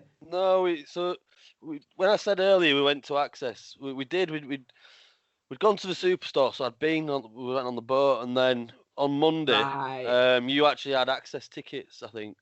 So you were going to that. I just had a lie-in. Me and Tebbs, we just had a chilled out day. We didn't have Raw tickets, so we had a chilled out day. Had a couple of pints in New Jersey, and then the plan was to go out for a few drinks in Manhattan because we'd not really done that. But we looked on StubHub. I messaged you, didn't I, saying, "Come on, it's like," because I hadn't got my ticket yet, and I remember messaging you saying, "Jesus, it's $20 here." Yeah, so we just $30. Bought a couple of tickets on StubHub, and then. Yeah, then we just got the train to Brooklyn. So I don't know if can't remember if we met you. Oh no, yeah. So we got tickets in your section, yeah. So we got in the arena, and then you just came and sat with us, didn't you? Yeah. So we've been at Access, haven't we, Danny? I don't know. G taking great pictures of all the matches going on there. We were just mooching around Access. I remember thinking, why have I spent £60 on this again? It's the exact same thing as everywhere. The venue weren't as good this time as previous ones. It was like on the pier. All I remember, Danny, is we just watched the matches, didn't we? The NXT matches, and then we went for a beer at that bar. A few bottles of Budweiser. Hello, Nickel. Yeah, I think G was constantly in that. It was Worlds Collide, wasn't it? They were calling it. Yeah, like 4 days of it, and because G was just stood right opposite Hardcam. But he must have took about 6,000 pictures of the women's matches. We went to that bar. We did a mini vlog when we were in the bar, and it was all right. And then I think we met up with Neil and Tebbs. I can't even remember going in, but I love that Barclays Centre too. It was fucking great place. Fucking hell, it robbing bastards. It were about $18 a beer, weren't it? But it was the same. It was the same in the MetLife. It was the same in MSG. But yeah, they were robbing bastards everywhere. Yeah. Can anyone remember anything that happened on Raw? I remember Undertaker showed up. Tebbs was buzzing about. Well, yeah, it was Vince trolling us, wasn't it? And then the fans revolting. So Vince announced that we were going to have a champion versus champion match. Rollins versus Kofi Kingston. Yeah. Everyone were buzzing for that. Did the match actually start, or did... I think it started, yeah. And then within 2 seconds, the bar had come out and then, ruined it. And we quickly realised we weren't getting that match. And then that just turned the crowd on. The crowd just shit on my show, basically, didn't they? For the next hour. I do remember on the big screen when they were panning through the crowd, it went to and stayed on a sign that says, "Is it too soon to boo Roman yet?" Class. Yeah, there was a woman going around the crowd, weren't she, asking stuff as well. I feel like there was... they did that at 31. They promised us Seth versus Brock for the title the night after, and then Brock F5 Michael Cole and got suspended. So why would you try and piss off you probably loudest fans of the year? But, I can't remember much else from the show except chanting AEW, Okada. What other chants were we chanting, Neil, at Must have been. God knows. It was also Moxley's last match, wasn't it? Yeah, he did the speech after, didn't he? Yeah. So at the time we was all like, Was that aired or was it during a they commercial break? They put it on like the Twitter after. All I remember is after. We always seemed to end up at that shopping centre, didn't we, when we were changing trains? Do you remember that shopping centre where you got like a present? I mean, the World Trade Centre. Yeah, that thing. that was the connecting point to get from Manhattan. Yeah, it was a shopping centre though, like that World Trade Centre. Where that is that what it was? Though, yeah. The World Trade Centre tube station, yeah. That fucking shopping mall. Keep listening 3 hours in. It was better than that park anyway. We kept jumping over, didn't we? I remember jumping. Last night, you two had been giving me and G shit about jumping over, and you two couldn't figure out how to get the ticket machines to work or something. So me and G just jumped right over. I bought a 5-day ticket, but we were there for like 6 days. So I'd run out on the last journey. We had to get it run out. So I think I just thought, fuck it. I've give Manhattan economy, New York economy enough money in the last 5 days. And you fucking right over the fucking barriers. But yeah, anything else you want to talk about on the Monday? I don't remember much after that. No, I mean I wouldn't mind discussing Chris's Darth Vader impression, but. That I agree with that. Because I did a workout, I think, before. I've gone with a personal trainer. I did a workout before. Fucking hell. I'm still catching my breath now. So yeah, it probably is me. Oh, I couldn't work out where it was coming from. Probably what I think it's me. I'm fucked. I'm like that. I'm fucking catching my breath. But, yeah. Yeah, so that was it from the Monday. I can't remember. I'm trying to think of anything else. It was fucking New York shit. New Orleans was like, we went out, we got smashed, we did this big party. Fucking Wrestlemania in New Orleans, we was out smashed after Mania. Mania in New York, we got a Burger King and got piss wrapped with some Scottish guy in a kilt. Shit on. Right, Tuesday, last day, and we could finally get. I just remember Danny going, fucking hate New York. I want to get out of here. And at the start of it, I was like, it's all right, New York. By the Tuesday, I was ready to go. Me and Neil went to go and watch Preston versus Leeds. And the Leeds fans in there were pissing me off. Right,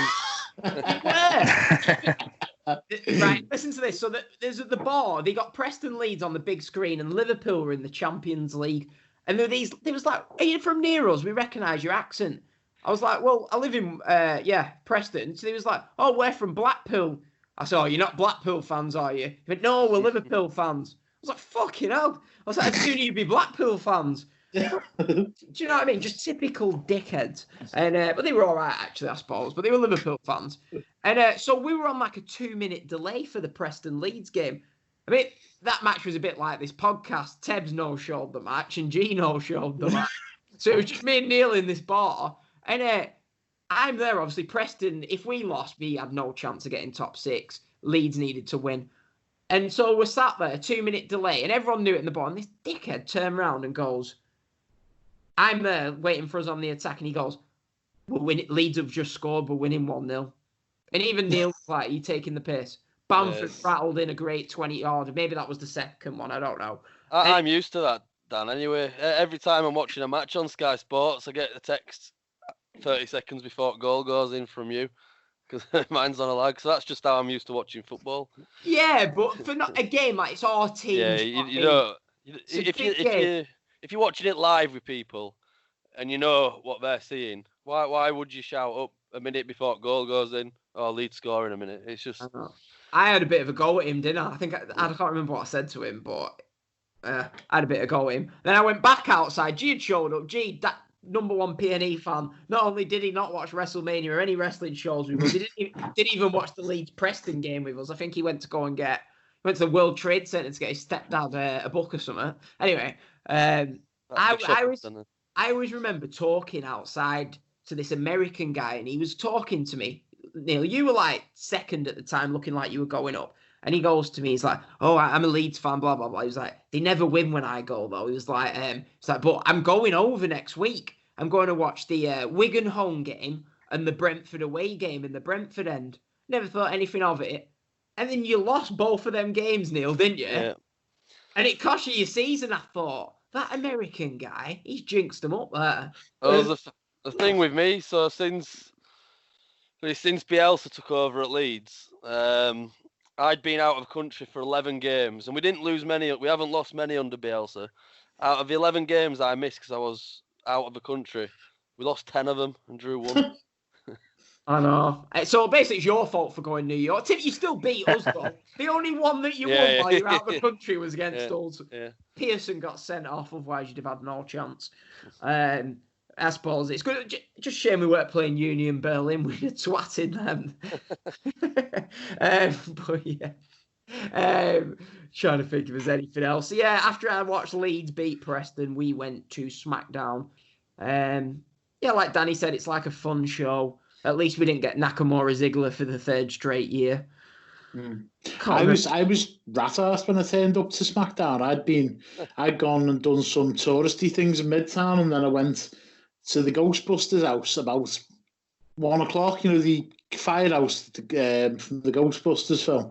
And then I went to this bar over the road. Just thought I'll have a quick one before I move on.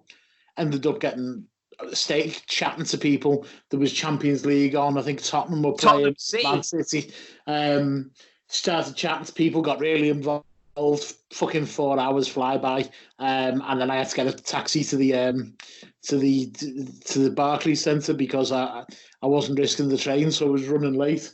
I think did you get a StubHub ticket and then you told Neil and Tebbs to come again? Because no, we had tickets to SmackDown. Yeah, we got tickets for SmackDown cheap, I think, off Ticketmaster, because me and you were basically in the same seats, weren't we? Yeah. I enjoyed it. They had the celebration, didn't they, for New Day, Kofi come out, and then they had the 205 matches. It wasn't. I can't remember a great deal from the show, but I just remember it being quite a fun show. Everyone was enjoying themselves because it was the last night, and that was that. Yeah, we got Tony Nese. Tony Nese and Buddy Murphy went out there and had like a 25-minute match that was really good. Yeah. I was about 5th row for that match. That's right. Because we'd walked round to your side, and I just kept walking because obviously most of the fans had left by then. So I just kept walking as close as I could and just sat. I was like on a row by myself, but I just had it's the closest I've ever been for a WWE show. And yeah, a really, really good match. Was that the last match of the night? Yeah. I think they put a match on, but I can't remember what. It wasn't a match, was it? No, it's a throwaway. It was Kevin Owens, Sami Zayn, I think. Yeah, it was like just promo. Yeah. But yeah, that was that. And then I don't know whether I'm going ahead too far here, but I remember getting the flight back. I was on the same flight as you and G, and I remember G losing his passport as we were ready to get on the plane. Sounds about right, doesn't it? I'm trying to think if there's anything else. I seen that Leeds fan on the plane home. He was with his missus, so I was like, "Oh, you're all right, mate." I thought I'd try and be nice to him. Did he tell you what happened at the end of the film you were watching? Yeah, he was like, "Your mate's going to lose his passport end of this flight." But yeah, I'm trying to think. Tuesday night, I got upgraded on that flight. I forgot. I got upgraded on the way. I got stuck into business class. There was I'd walked out of a restaurant. I was having a few beers and something to eat because they'd told you and G to get out. Do you remember in the airport? It was a Buffalo Wild Wings. Yeah. He said, "Could you move if you're not eating? You just leave." And I was like, "Yeah, that's me." Fucking threw everything down. Didn't tip them like a big shit house. I remember. Good on you. Good lad. And then I went to get something from the shop before we got on the plane, and I was chatting to this girl who was working for Virgin Atlantic, who was a Scouser. So I get on the plane, and then after we took off, she says, she lives by ours, and she said to us, there's a free seat up here if you want to come in. And there was a seat and nobody in front of me. It was load of leg room, and there was a seat in the middle missing as well, and then the next person was there. So I was made up with that. The only time I've ever been upgraded on a flight. I wish I had been, instead of sat next to G. But yeah, I'm trying to think the last day, what was it? I think we went to the Disney store, didn't we, Neil? I got my little girl like a New York Minnie Mouse. She still goes to me, "You going back to New York to get me some presents?" Because I told her I was going Florida, didn't I, for Mania this year. And she keeps saying, "When you going to get these presents?" I'm like, "Oh, when the coronavirus." She's funny. She comes up to me, right, and she'll be like, "Daddy, do you know about the coronavirus?" She like proper knows about it and stuff. It trips. Anyway, that's enough of me whittering on about her. But yeah, I just remember last day we went in that pizza shop. Had loads of nice pizza. We just kept going back for more, didn't we? One yeah, thing about New York is the pizza's amazing. Yeah, we had to touch on that. We'd just be getting slices every night. That was literally all we ate, weren't it? I can't remember eating a different hot meal to pizza, to be honest. Poor Chris got stuck with me constantly looking for hot dog stands. I loved the hot dogs. I can't comment, can I? Veggie.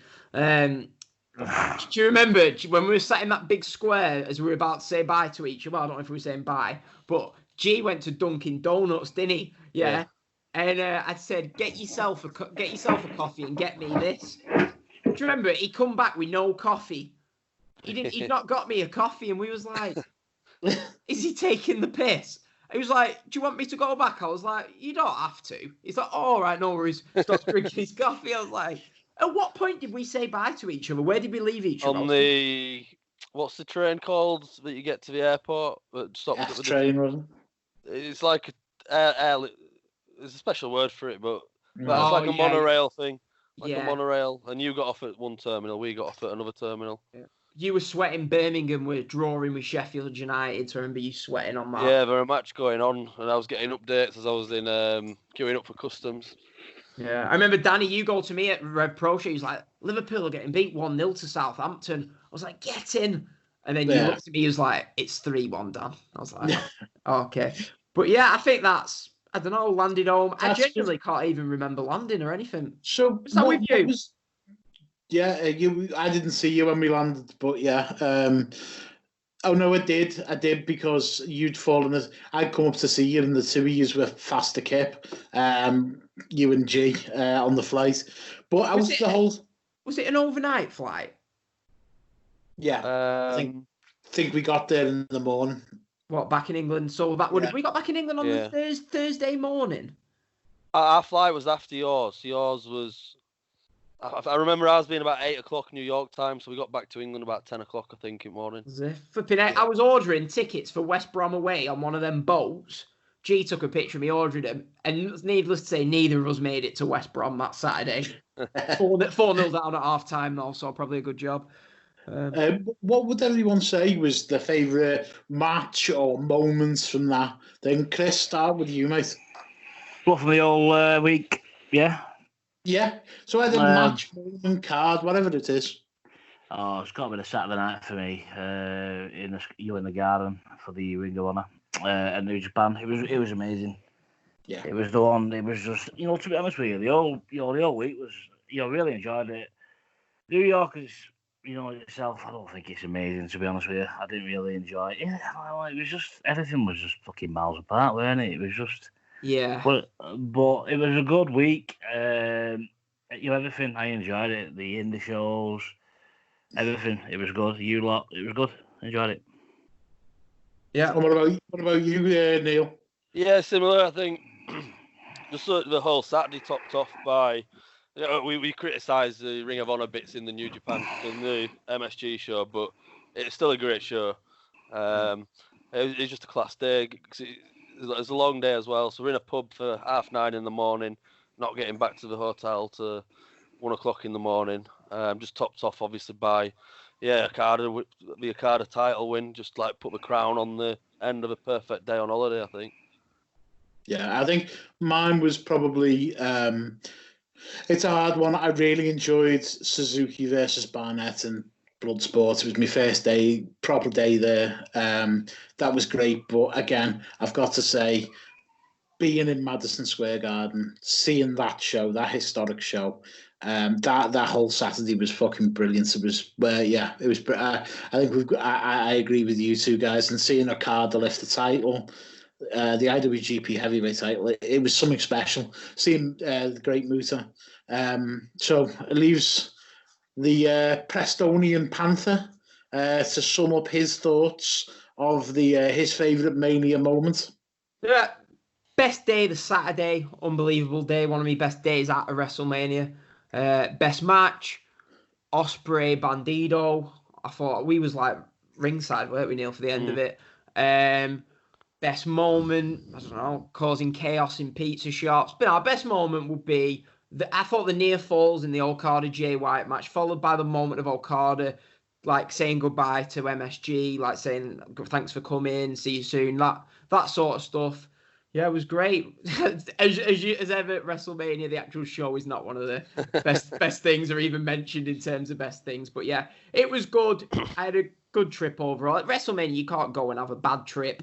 But yeah, it was really good overall. It weren't as messy and crazy as New Orleans. But yeah, I think if I ever went back, I'd probably, I don't know, probably drink a bit more, maybe. I don't know. We did drink a bit, but I don't know, a bit cold, weren't it? But yeah, I'd say one thing, if I ever went back, I wouldn't go to that fucking shithole of a park. So yeah, thanks for joining us, everyone. If you're still listening at the 3-hour mark, you must be fans. So www.patreon.com/neutral wrestling for donations. Subscribe to us on YouTube. Thanks for listening. If you enjoyed this, check out me and Danny and Sean have done WrestleMania 34 shows like this, WrestleMania 33, WrestleMania 31. Just thanks for joining us, everyone. Enjoy the show. Coronavirus providing, we'll all be back in 37. We'll have some good stories from Las Vegas to you. But yeah, Danny, go on. What you dying to say, mate? Nothing. Why? What did I say? Done. What have I said? You haven't said anything, mate. All right, sorted. So yeah, thanks for joining us, Neil. Let's hope you get promoted. Fucking hell. Yeah. Right. I must get my Chinese now. Thanks I know. It's mad, isn't it? You go to WrestleMania, yeah? You don't expect to meet any mates. 2 years later, I've got Neil moving in with me. Yeah. See you later, everyone. See ya. Bye.